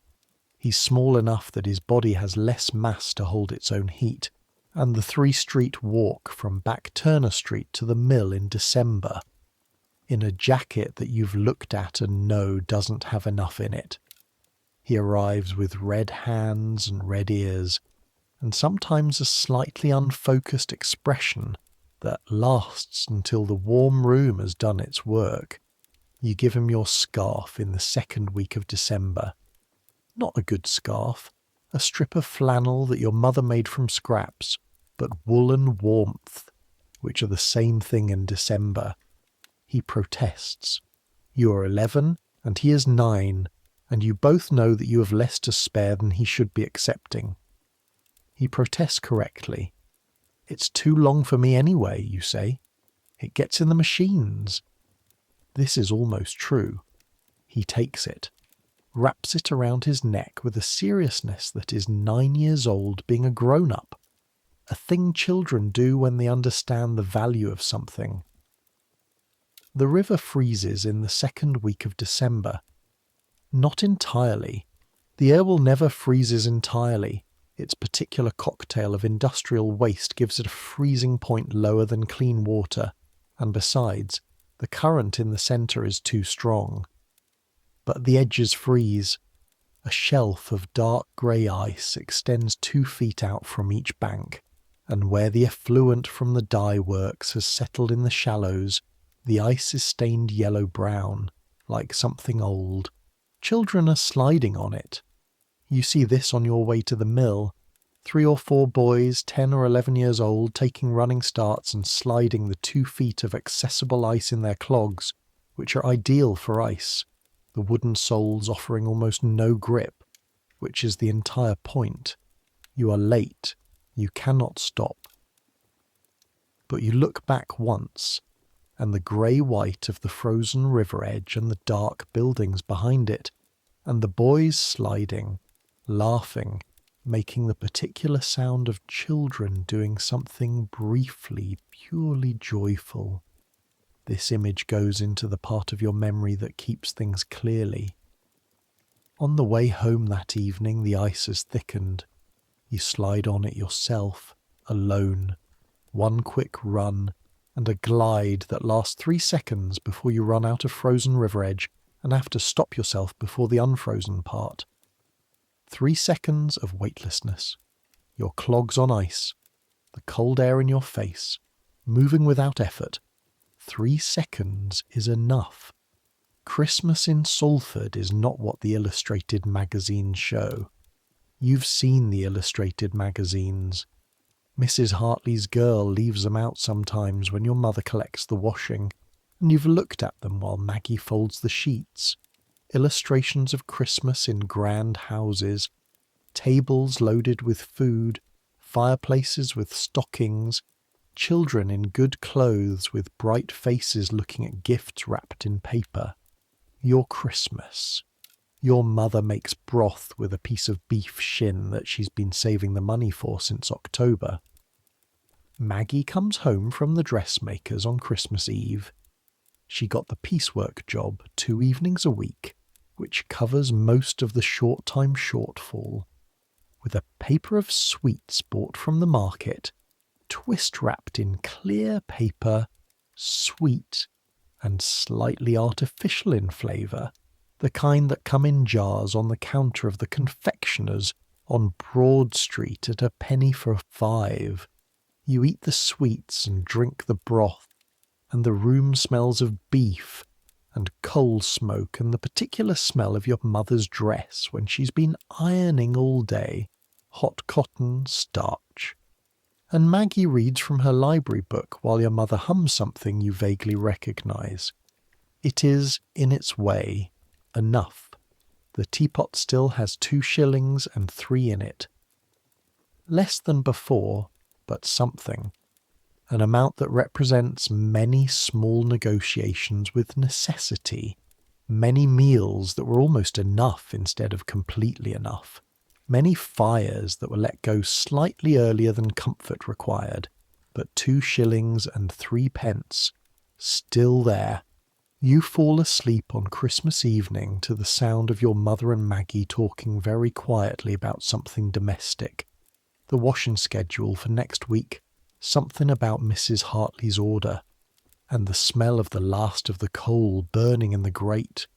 And it is warm enough in the room that your feet are warm when you pull your knees to your chest, and you think, half in sleep, this is manageable. This specific moment is manageable, and that is the true arithmetic of living here. Not weeks and months and years. Moment by moment, the assessment, this is manageable. And then, this is manageable. And then again, this is manageable. Until it isn't, and then you find out what you're actually made of. January 1863. The teapot is at 1 shilling and 4. Your mother has stopped looking at it directly when she passes it. You notice this the way you notice things that aren't said out loud. Peripherally, reading it in body language rather than words. The Cotton Famine is deepening. It's not just Pendleton anymore, it's everywhere. Preston, Bolton, Blackburn, the whole web of cotton towns running short, running down. The newspapers, which you read occasionally when Mrs. Hartley's girls' copies circulate through the court, are full of numbers. numbers of mills on short time, numbers of workers unemployed, numbers of families applying for poor relief. Poor relief. The workhouse. You know about the workhouse. Everyone knows about the workhouse. It is the last resort and the thing nobody wants. To be in the workhouse is to have nothing, and to be known to have nothing, and to eat and sleep in a building that controls when you eat and when you sleep, and separates men from women and children from parents, and takes the last private thing you have, which is the ability to be in your own room with your own people, and decide in a small way when the candle goes out. Your mother has never said, "We're not going to the workhouse." She's never needed to say it. It is understood in the particular way that some things are understood in families that have been poor long enough to know the gradations, to know exactly where the line is and exactly which side of it they intend to remain on. But there's something else, something new. The Salford Relief Committee. Lenny tells you about it first in January, on the walk to the mill on a Monday morning with ice on the cobbles and their breath in clouds. They've set up a place on Greengate, he says. Committee of local businessmen and the church. They give out money, vouchers really, for food and coal, no strings. My mum's going. What do you have to do for it? Nothing. You just go. Show them how many in your family, what you earn. They work it out. Charity. This is charity. And there is, in this neighbourhood, a complicated relationship with charity. It isn't the same as the workhouse. It isn't the last resort. It doesn't take your independence. But it is being seen, being counted, being measured against a standard of need and found to qualify, which is both a relief and a humiliation, which are not in this life the opposite of each other. Your mother goes on a Wednesday, another mill-off day, and you go with her. The Relief Committee office is in a room above a hardware shop on Greengate, up a staircase that smells of turpentine and cold stone. There are already 6 people ahead of you when you arrive at 9 in the morning, women mostly, some with children, waiting on chairs and on the stairs themselves, patient in the way of people who have learned that patience is a skill you develop whether you want to or not. Your mother waits without speaking. She holds her hands in her lap. She's wearing the brown wool dress. She looks at the wall. The man behind the desk is about 50, well dressed without being ostentatious, with the kind of face that has spent time in factories or warehouses, understanding in its creases without softness. A practical face. He asks your mother the questions from a printed form. Names, ages, employment, wages, dependents.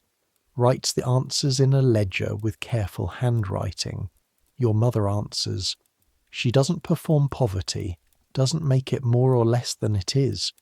She states the facts in the same tone she uses for everything, even precise, without emotion that isn't earned. The man looks at his ledger, makes a calculation.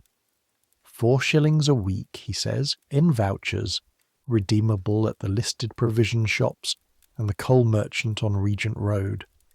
4 shillings, not money, vouchers, spendable only at specific places, which is a limitation, but still, 4 shillings. The gap closed, more than closed. Your mother says, "Thank you." 2 words, said the way she says things that matter, quietly, directly, without embellishment. On the stairs going down, you're behind her, and you can see the set of her shoulders, the specific carrying it set, the way her back takes the weight of things. And then, for just a moment between the top step and the middle landing, the set changes, softens slightly. Something put down, briefly. Then she's through the door and into Greengate, and the set comes back. Because Greengate requires it. because Chapel Street Court requires it, because everything requires it. But you saw. You saw the moment before. You file this away in the part of you that is learning things faster than you can name them. The first time you used the voucher at the coal merchant, the man, Mr. Thorpe, who has a white beard and hands permanently black, and who's been giving out coal in this neighbourhood for 25 years, takes the voucher, looks at it, looks at you, and says, "Your father Cormac's lad?" "Yes," you say. "Good man, your father." He measures out the coal with a scoop, pours it into the sack you've brought. "Hard worker. Never owed me a penny." "He was," you say. Mr. Thorpe hands you the sack. It's heavy. Real coal, not the compressed dust. Real coal that burns longer and cleaner. You hoist it over your shoulder. The weight of it shifts you sideways until you adjust your balance. "Tell your mother Thorpe said hello," he says. "I will." You walk home with the coal on your back. It is heavier than it looks, but less heavy than some things you've carried. At the entry to the court, you have to angle sideways, the sack scraping the wall on one side, your shoulder on the other. Inside, your mother at the grate. You tip the coal into the scuttle. She looks at it. "Good weight," she says. "Real coal, not dust." She nods, starts the fire with it. The smell of it catching, sharper, cleaner than the compressed dust, a warmth that goes into the walls of the room in a way the dust never quite does. You hold your hands near the growing flame. The heat reaches you in stages. First your fingertips, then your palms, then the backs of your hands. The cracked skin across your knuckles registers it differently than the smooth parts. A slight tingling in the worst cracks, where the cold has gotten deep. You hold your hands near the fire and feel each layer of them warm separately, like something being thawed, and it is an almost unbearably ordinary pleasure. February. The mill, still on short time but running, which is more than some, has a different feeling now than it had in October.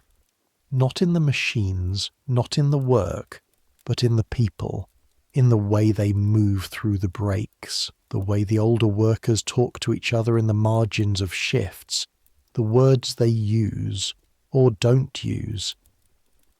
There is a shared understanding in Pendleton No. 2 that they are the lucky ones, that the mill is running at all, that Mr. Slater with his watch and his strap and his "you're late" every morning is present, which means the gates are open, which means there is something to come through.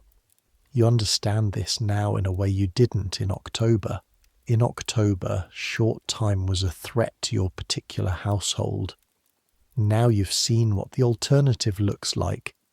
The woman with the blue dress at the market, the closed gates at mills you pass, the growing numbers at the Greengate Relief Committee office.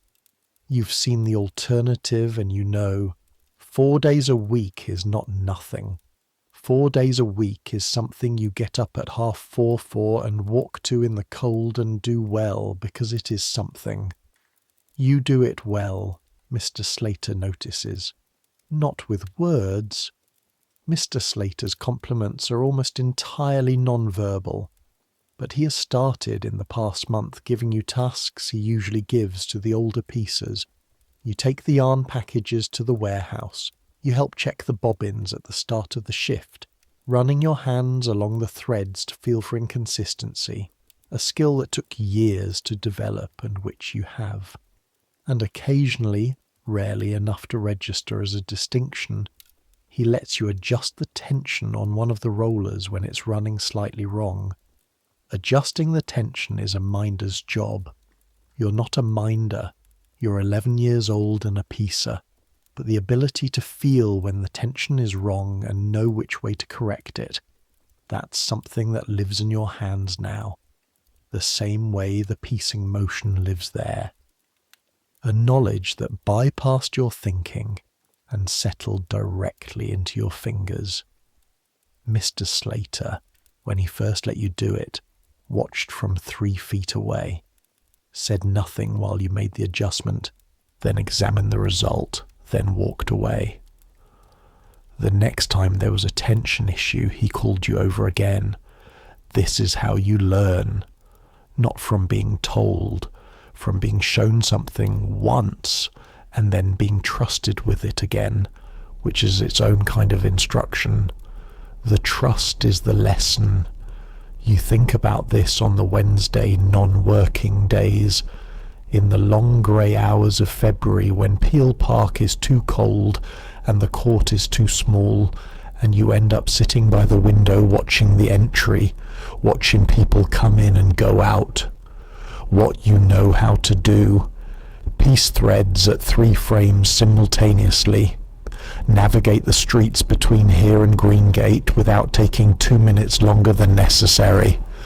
Read Mr. Slater's face accurately enough to know from 20 feet away whether a minor infraction has been noted and is being stored, or noted and dismissed. Calculate without paper the difference between 4 shillings and 2 shillings and 3 across 6 weeks. Carry things heavier than you should be able to carry. Tell the quality of cotton thread by touch. Know from the smell of the river roughly what time it is and what the weather is doing upstream. What you still don't know, what the American war looks like, who is winning, what will happen to Lenny's uncle's offer from Leeds, how long the teapot needs to hold, whether Will Oakes will still be at the mill in the spring, or whether his family will have moved on to somewhere else in search of work, whether the mill will still be running at all in 6 months. You make peace with not knowing the second list. The first list is what you have. The first list is real and earned and in its way enough. There's a particular afternoon in February, a Thursday, a working day, that you'll remember for a long time without being entirely sure why. The afternoon shift, the machines going, the room warm and humid, the cotton fluff its eternal suspended snow. You're working your row with the focus of someone who has learned to work with a part of their brain while the other part exists somewhere quieter. Will is on the row beside you. He has been at Pendleton 4 months now, and the change in him across those 4 months is something you can measure. The large-eyed uncertainty of October has settled into a competence that isn't quiet, the same as confidence, but is working toward it. His hands are calloused properly now, the fingertips firm and smooth where they need to be.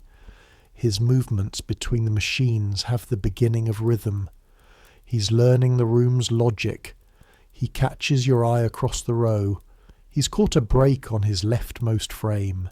He saw it before it happened, which is a thing you can learn, reading the thread tension a half second before the snap. And his face, for just a moment, has something in it. Not pride exactly, something quieter, a recognition. I can do this. You felt this. You remember feeling this. Not when you started. When you started, you were managing, surviving the hours.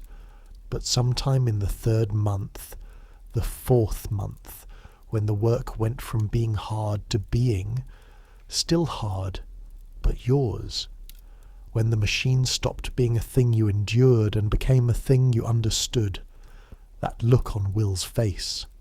You nod at him across the row, over the noise of 200 frames. He nods back, goes back to work. That is the whole thing. That's the entire exchange. It takes 2 seconds and nobody else sees it, but it stays. At the end of the Thursday shift, as you come down through the stairwell, you find Mr. Slater waiting at the bottom, not blocking the way, just there. "Rourke," he says, "you stop." Lenny, behind you, makes himself inconspicuous. Mr. Slater looks at you with the expression he uses when he is about to say something that he has considered and decided to say, which is different from his usual expression in small ways that you've learned to read. Management spoke to me today, he says. Your stomach does something. The mill is not closing, he says immediately, which means he knows what the pause is doing to you. We are not being shut down. All right, you say. We are moving from 4 days to 3. He says it without shifting his expression. Starting the 1st of March, until further notice. 3 days. You do the arithmetic before he's finished speaking. 3 days instead of 4 is 1 day's wages per week. 1 day is 10p halfpenny. 10p halfpenny per week times 4 weeks in a month is 3 shillings and 6p. 3 shillings and 6p is the entire rent. Mr. Slater is watching you. The committee will cover some of it, he says. They've been told they're adjusting the voucher amounts. Will they cover all of it? He pauses. The pause answers the question. Most of it, he says. The committee is stretched. Half the mills in the district are at 3 days or closed entirely. He tucks the leather strap under his arm. I'm telling you because you're sensible, and because your mother needs to know tonight. This is the most personal conversation you've ever had with Mr. Slater. You're aware that it is a significant thing, that he's chosen to tell you directly, rather than post a notice on the gate that your mother would read second-hand. This is a courtesy, a small, specific courtesy that costs him nothing and gives you 1 evening's preparation time. Thank you, you say. He nods, turns away. Slater, you say, before you can think better of it. He looks back. Are you on 3 days too? A pause, longer than his usual pauses. I'm on full wages, he says. I'm management grade. He turns back and goes through the door, and that's the end of it. But you notice something in that pause, something he didn't say, which was, I know that's unfair. Something he couldn't say, because saying it would require him to disagree with the arrangement, and disagreeing with the arrangement is not what Mr. Slater does. He lives inside it, same as you, just a different part. That evening you tell your mother. She's at the copper, stirring. The sound of it, the heavy slop of wet clothes in hot water, the wooden paddle against the copper's side, is the sound of Tuesday evening in your house, always. You stand in the doorway and you say, The mill's gonna 3 days. Mr. Slater told me. She stirs, doesn't stop. From when? March the 1st. She does the arithmetic. You can see it happening, not in her face. Her face is the ironing face, the even face, but in the slight pause of the paddle, the micro-stop. The committee? He said they'll adjust, not all of it. She nods, stirs. You wait. Right, she says. Just right.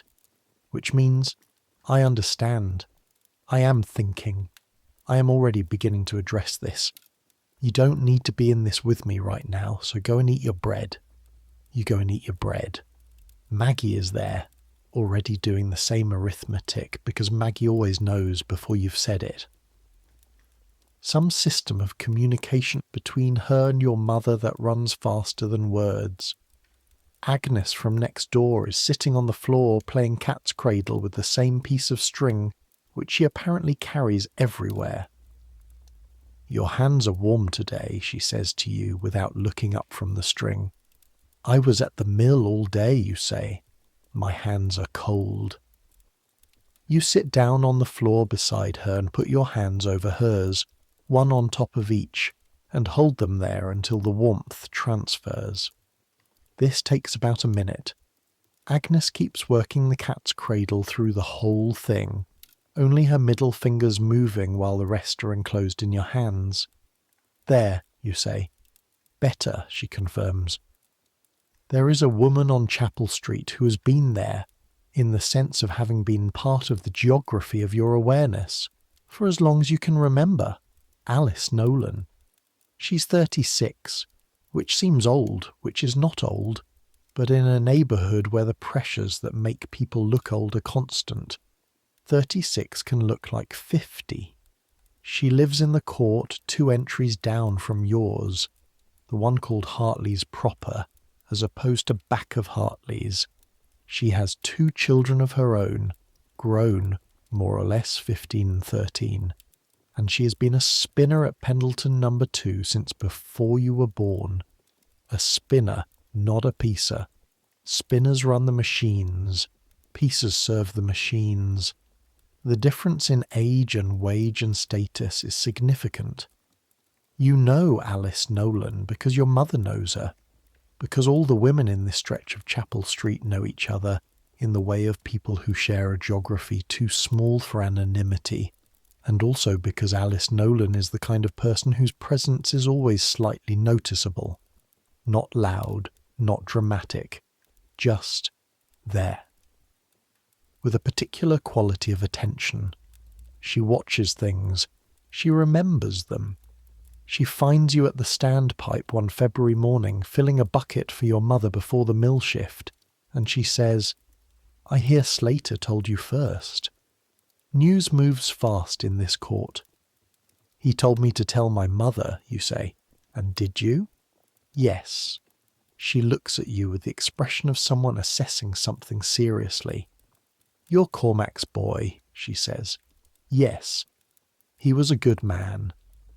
She takes the bucket from you, not asking, just taking, refilling it faster than you could because she's been doing this longer and her arms are stronger. I worked next to your Da for a year when he first got here, before he moved to the docks. He was terrible at it. At what? The spinning. He had no feel for the thread. Big hands. She passes the bucket back. But he learned the names of everyone's children inside the first week. Names, ages, what they liked. Remembered your mother's birthday when she mentioned it once in passing. She looks at you squarely. That's a thing you either have or you don't. A few people have it. He did. You hold the bucket. The water is cold and heavy, and the handle is cutting into your palm. "You've got some of it," she says. "I don't know everyone's names." "You know Will Oakes's name," she says. "When he started, you were the first one to ask." She looks at you with that assessing look. Mr. Slater notices that too. Not just the work, the way you are in the room. You don't know what to say to this, so you say nothing. Alice Nolan picks up her own bucket. 3 days is hard, she says. I won't pretend otherwise. You'll feel it. She looks at the court around her, the narrow walls, the single standpipe, the privy door. But you've got your mother, and she's got more. Iron in her than half the men in this street. And you've got your hands and what's in them. She walks toward the entry, stops. One more thing, Cormac's boy. She's not looking at you now. Looking at the entry, at the sliver of Chapel Street visible beyond it. Don't let this place make you hard. It'll try. Hard is easier. Hard means you stop needing things you can't have. But the things that make you useful to yourself and other people. She touches her fingers together briefly, as if testing something. Those live on the soft side, mind you keep them. She goes through the entry and is gone. You stand at the standpipe with a bucket of cold water cutting into your palm. The mill bell rings. You pick up the bucket and go. March arrives like a promise in bad faith. The days are longer. You notice this first from the mill, from the quality of light through the upper windows at the end of the shift. Something faintly golden now instead of dead grey. But the temperature doesn't follow. March in Salford is cold with longer hours of light, which is both an improvement and a trick, and everyone knows the trick and everyone falls for it anyway, going out slightly underdressed on the first mild morning, regretting it by afternoon. 3 days a week at the mill. The adjustment to 3 days is not simply mathematical. It is psychological in a way you didn't expect. 4 days had a rhythm: work, work, off, work, work, off. A tolerable pattern. 3 days disrupts the rhythm without replacing it with anything satisfying. Tuesday off, Thursday off, Saturday off. The off days feel less like rest and more like interruption, like a missed step on a staircase you know well.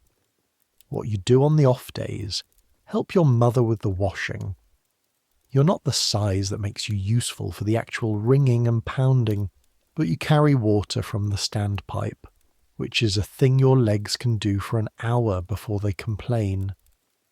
Run errands that your mother would otherwise have to take time from washing to do herself. The Greengate market, the coal merchant, the baker at the end of Broad Street who sells the day-old bread at half price on Tuesday mornings. Read when Maggie has a book from the library. You read slowly, and what you read settles in you differently than Maggie, who reads everything quickly and can tell you the whole plot. You read slowly and certain sentences land in you and stay. From a book Maggie borrowed in February, A Natural History of Britain, which is a thing you'd never have thought to borrow, but which turns out to be extraordinary in the way it describes ordinary things as if they're worth the attention. The spider does not doubt the strength of its web until the weight has been tested. You've thought about this more than you expected. Will Oakes turns 10 in March. You know this because he mentioned it once, weeks ago, and you remembered. You give him a piece of butterscotch from the market, which costs a halfpenny, and which he holds in his hand for a moment as if deciding whether it's real. Happy birthday, you say. He eats it slowly, making it last. I didn't think you remembered, he says. I remember things, you say. He looks at you with those large eyes that are becoming, slowly, the eyes of someone who has settled into themselves a bit more, who has a little less of the watching for danger and a little more of the simply watching. My mam says I'm not a child anymore, he says. She says 10 is... He pauses, not sure how to finish. Different, you say. Yes, she's right. You think about 8, about 9, about now. You notice different things. He considers this seriously. He's a serious person, Will. You have come to appreciate this about him. He doesn't perform anything. Not toughness, not happiness. He just is the way he is, which in a neighbourhood where everyone is performing something most of the time is actually quite distinct. Do you like it? He asks, noticing more things. You think about Mr. Slater's face, about Alice Nolan's hands touching her fingers together, about your mother's shoulders softening on the landing at the relief committee, about the 3 seconds of ice on the Irwell. Sometimes, you say, sometimes it's hard. But yes, he finishes the butterscotch. Thank you, he says, and means it in the specific way of someone who has learned that gratitude is something you actually feel and then say, rather than something you say because the situation requires it. The long evenings of May. This is new. This is something March promised falsely that May actually delivers. Evenings with light still in them at 7, at 7:30, the sky over the rooftops going from blue to orange-purple in colours that the coal smoke softens rather than ruins, turning the sunsets into something almost painterly, dirty and beautiful at once, which is this city exactly. You're almost 12. In 3 months, in August, you'll be 12, which is not a dramatic age, but is one you've noticed approaching. It means something at the mill. At 12, if you're good, there are conversations about moving from Pisa to something with more responsibility, better pay, better wages. Not a minder, not yet, but something between. A spare hand, which sounds like nothing but is actually a step. Mr. Slater has not yet said anything, but you've seen him watching. You know what the watching means. On a May evening, after the mill, after the supper, after the washing up, you go out. Not to the tavern. You're 11 and the tavern is not your thing, and besides Lenny is at his uncle's in Leeds, which happened in April, which you knew was coming, and which was still strange when it did.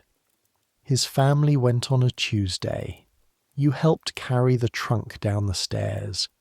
He shook your hand at the bottom, which was the most formal thing either of you had ever done to each other and felt exactly right. "I'll write," he said. "I know," you said.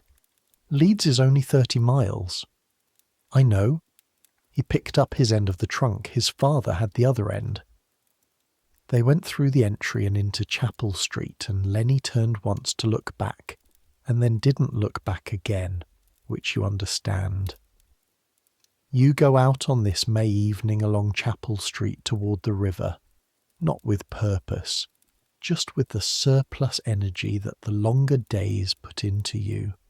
The light-making movement feel possible in a way that the short dark days don't. The Irwell in May is not better than the Irwell in winter. The warmth doesn't help it. In fact, chemically, it helps it less. The biological processes that the cold keeps partially suppressed now operate freely, and the smell on a warm May evening from 3 streets away is something you've grown up with but can still, on the right breath, recognise as remarkable in its intensity. You stand on the footbridge again. Below, the river, brown-black, moving with its particular non-water movement. Across, Manchester, the cathedral tower, the buildings. In 7 years, if you're still here, if the mill is still running, if everything continues in the direction of continues rather than the direction of doesn't, you'll be a minder probably, maybe your own row, maybe working toward the kind of skill that Alice Nolan has, that thing in the hands that comes from thousands of hours and can feel the thread's quality without eyes. 7 years is enormous from 11. 7 years is not enormous from what comes after 11. You put your hands on the offen rail of the bridge. It's still cold despite the warm air. Iron remembers cold the way certain people remember certain things, holding it deep, releasing it slowly. Your hands on the rail. The vibration of the river, if rivers transmit vibration, if you're feeling the bridge moving in the current or just imagining it. You stand there. Down the river, 3 boats moving. Working boats, flat-bottomed, loaded with something industrial, or a dark bulk covered with tarpaulin, heading toward the Manchester wharves, heading toward the centre of the world, which is here, which is this river, which is what this city is for. You're a small person on a bridge over a damaged river, in a city that does not particularly notice you, and does not particularly owe you anything, and which nevertheless contains, right now, at this moment, everything you know about how to be in the world, how to thread a broken cotton in 4 seconds, how to read the tension before the snap, how to carry coal on your back through a too narrow entry, how to tell a child something true without taking away the false comfort before they're ready to be without it, how to hold your mother's accounting in your head automatically because the alternative is not holding it, how to find 3 seconds of joy on frozen river ice and then go back to where you need to be. You're almost 12 years old and you know these things with your hands and your body and your eyes, and nobody taught them to you exactly in the, why, nobody teaches fish to move in water because the water is the world and you move through it and the moving taught you. The boats pass under the bridge. You watch them go. Months later, October again, Another October, 1 year on from when the short time started. There is good news of a kind. The war in America is still going. It will keep going for another 1.5 years, though nobody knows this yet, though everyone hopes the end is closer. But the mills of Lancashire have been finding other cotton, Indian cotton, Egyptian cotton, South American cotton, more expensive, lower quality, requiring adjustments to the machinery and to the skills of the people running it, but cotton. The mill at Pendleton No. 2 goes back to 4 days in September. Not 6, not yet, but 4. The teapot has 5 shillings and 2 pence in it. You're 12. Mr. Slater called you into the small room off the stairwell in September, the room with the pegboard and the time book, and told you that starting in the new year you'll be moved to spare hand.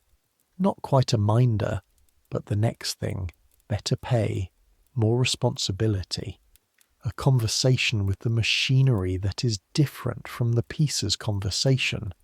Less reactive, more directive. Your hands, when he said this, were very still in your lap. You've got the feel for it, he said. He was looking at the time book, not at you, which is how he says things he considers important. More than most at your age. More than some who've been here 5 years. Thank you, you said. Don't thank me. I'm not doing you a favour. I'm using what you've got. He looked up briefly. There's difference. I know, you said. Good. He closed the time book. Get back to your frames.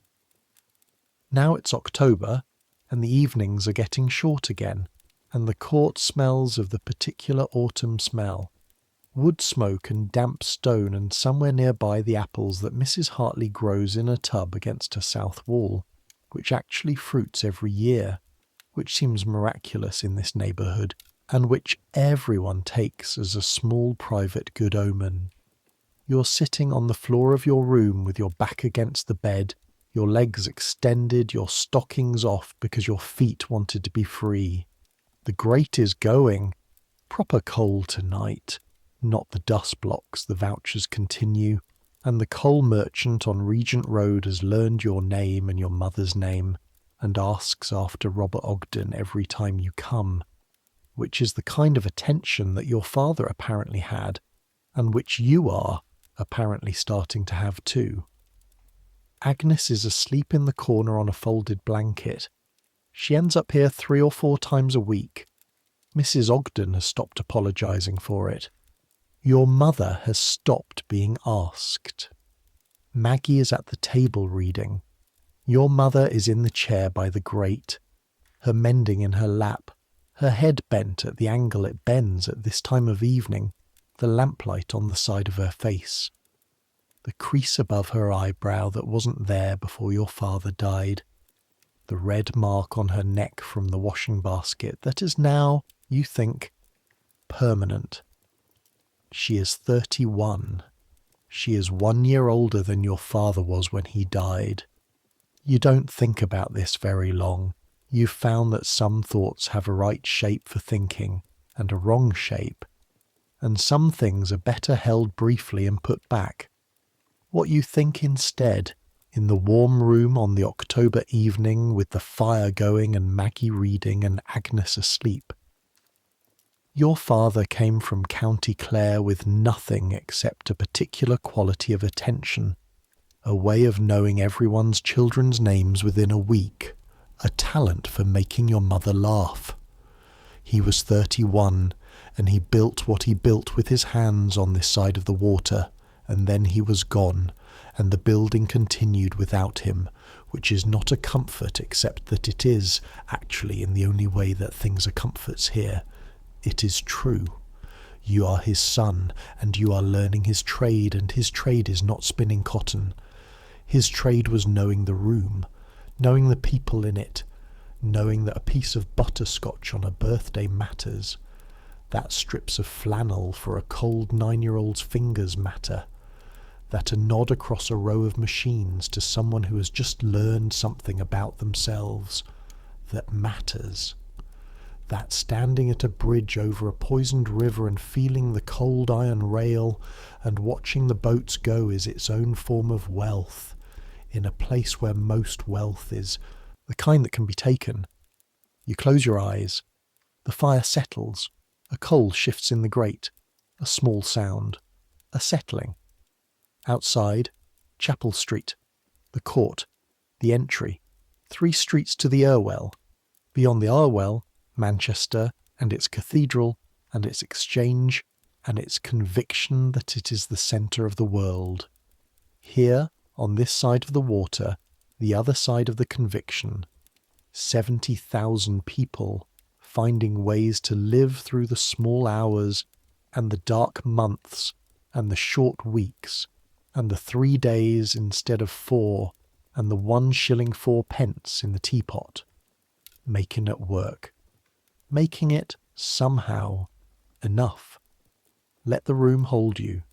You're warm now, properly warm, the warmth that comes when the fire has been going long enough to work into the walls, to take the damp out of the plaster, to make the air in the room not just not cold, but actually holding heat. Your feet are bare, and the floor under them is not cold. Your back against the bed is not uncomfortable. This is the inventory of small sufficiencies that gets you through the night. Warm enough, fed enough, safe enough. Not everything. Not the things that would require more money than the teapot holds or more power than belongs to the son of an Irish labourer in 1863 Salford. Not the river unpoison itself, or the mill run 6 days again, or the American war end tonight, or your father sit in the chair opposite where your mother sits now. But these things, these specific things, these are yours tonight.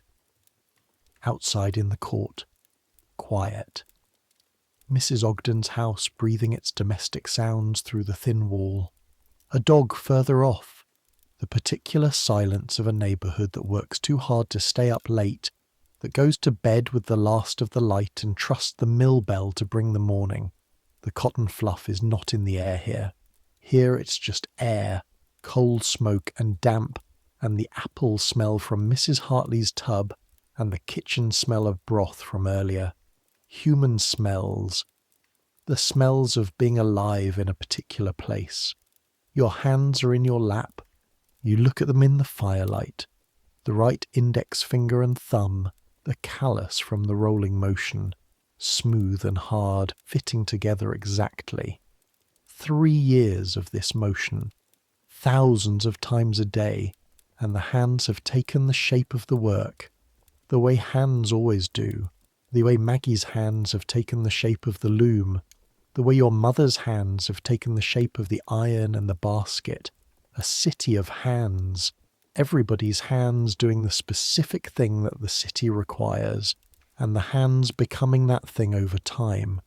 What lives in yours now will still be there when you're 30, when you're 40, if you're 40. In whatever mill or trade or circumstance the next 30 years makes of you. These calluses, or the memory of them, this rolling motion that your fingers do in sleep. You'll carry Pendleton No. 2 in your right hand for the rest of your life without deciding to.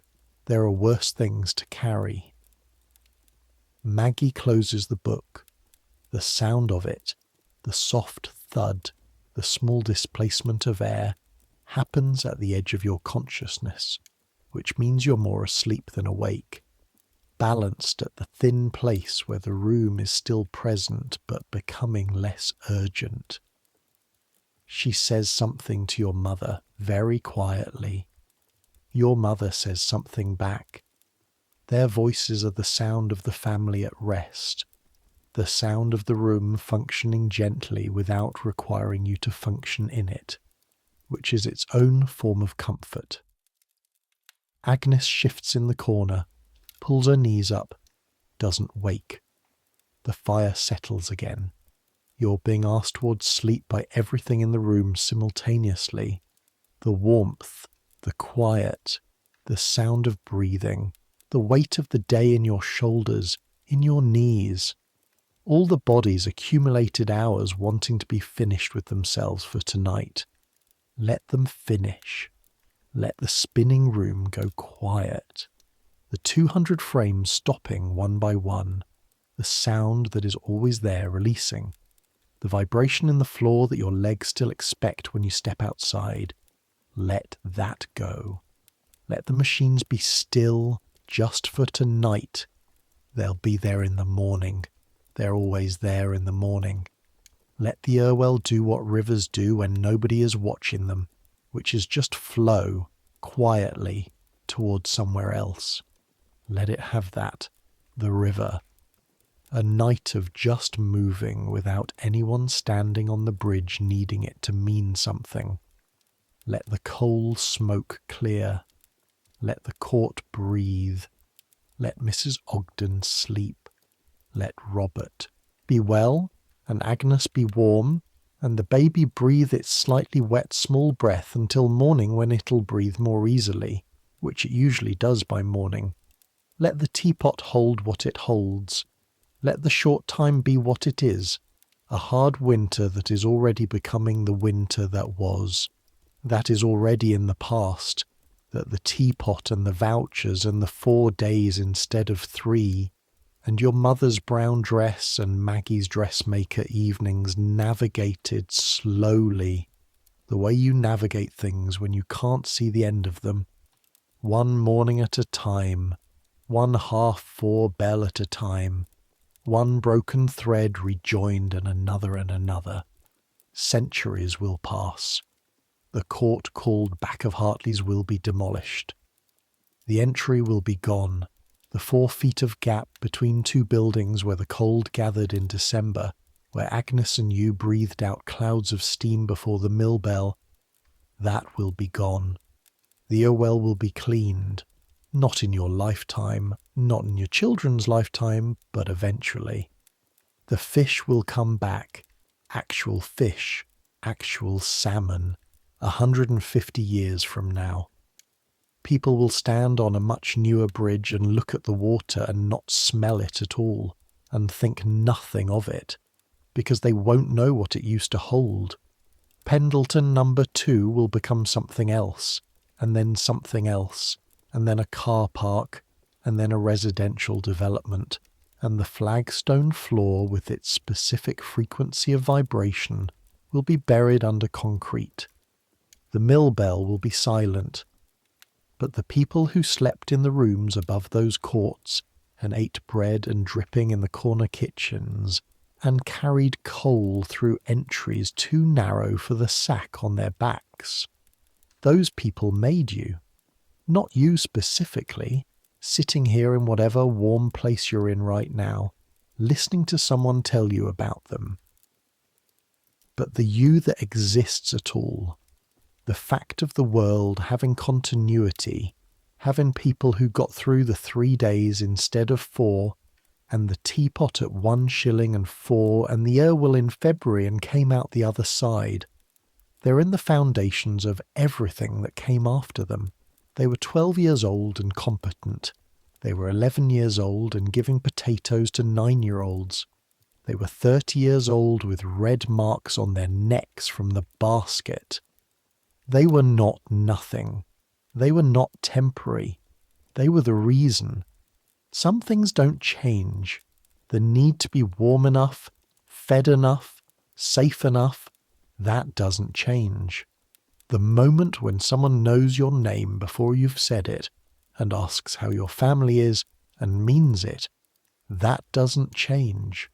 The 3 seconds on the ice, the 5 seconds of holding a warm coal in your hands after a cold walk, the Sunday morning of the mill bell not ringing and lying in the warmth understanding why. Those don't change. You're almost gone now.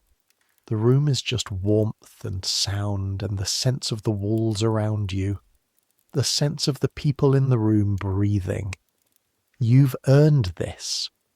You've been up since 4:30, and your hands have been busy since 5, and your eyes have been working since 6, and your shoulders have been carrying since before you can remember. You've been calculating and watching and learning and carrying and adjusting the tension and finding the breaks and rejoining them, always rejoining them. Let the thread hold for tonight. It'll hold. It always holds. Tomorrow the bell will ring and you'll be up and moving, and the clogs will say tack, tack, tack on the cobbles in the October cold, and the room at Pendleton will hit you with its heat and its noise, and your hands will know what to do before you've decided to let them. But that's tomorrow. Right now there's just this, warm, still, the breathing of people you love, close enough to hear, the city outside doing what the city does in the hours when it thinks nobody is watching, which is persisting, continuing, holding itself together with the 10,000 small daily acts of people who get up before dawn and carry heavy things through narrow places and learn what their hands can do and pass the knowledge on. It persists. You rest. Good night.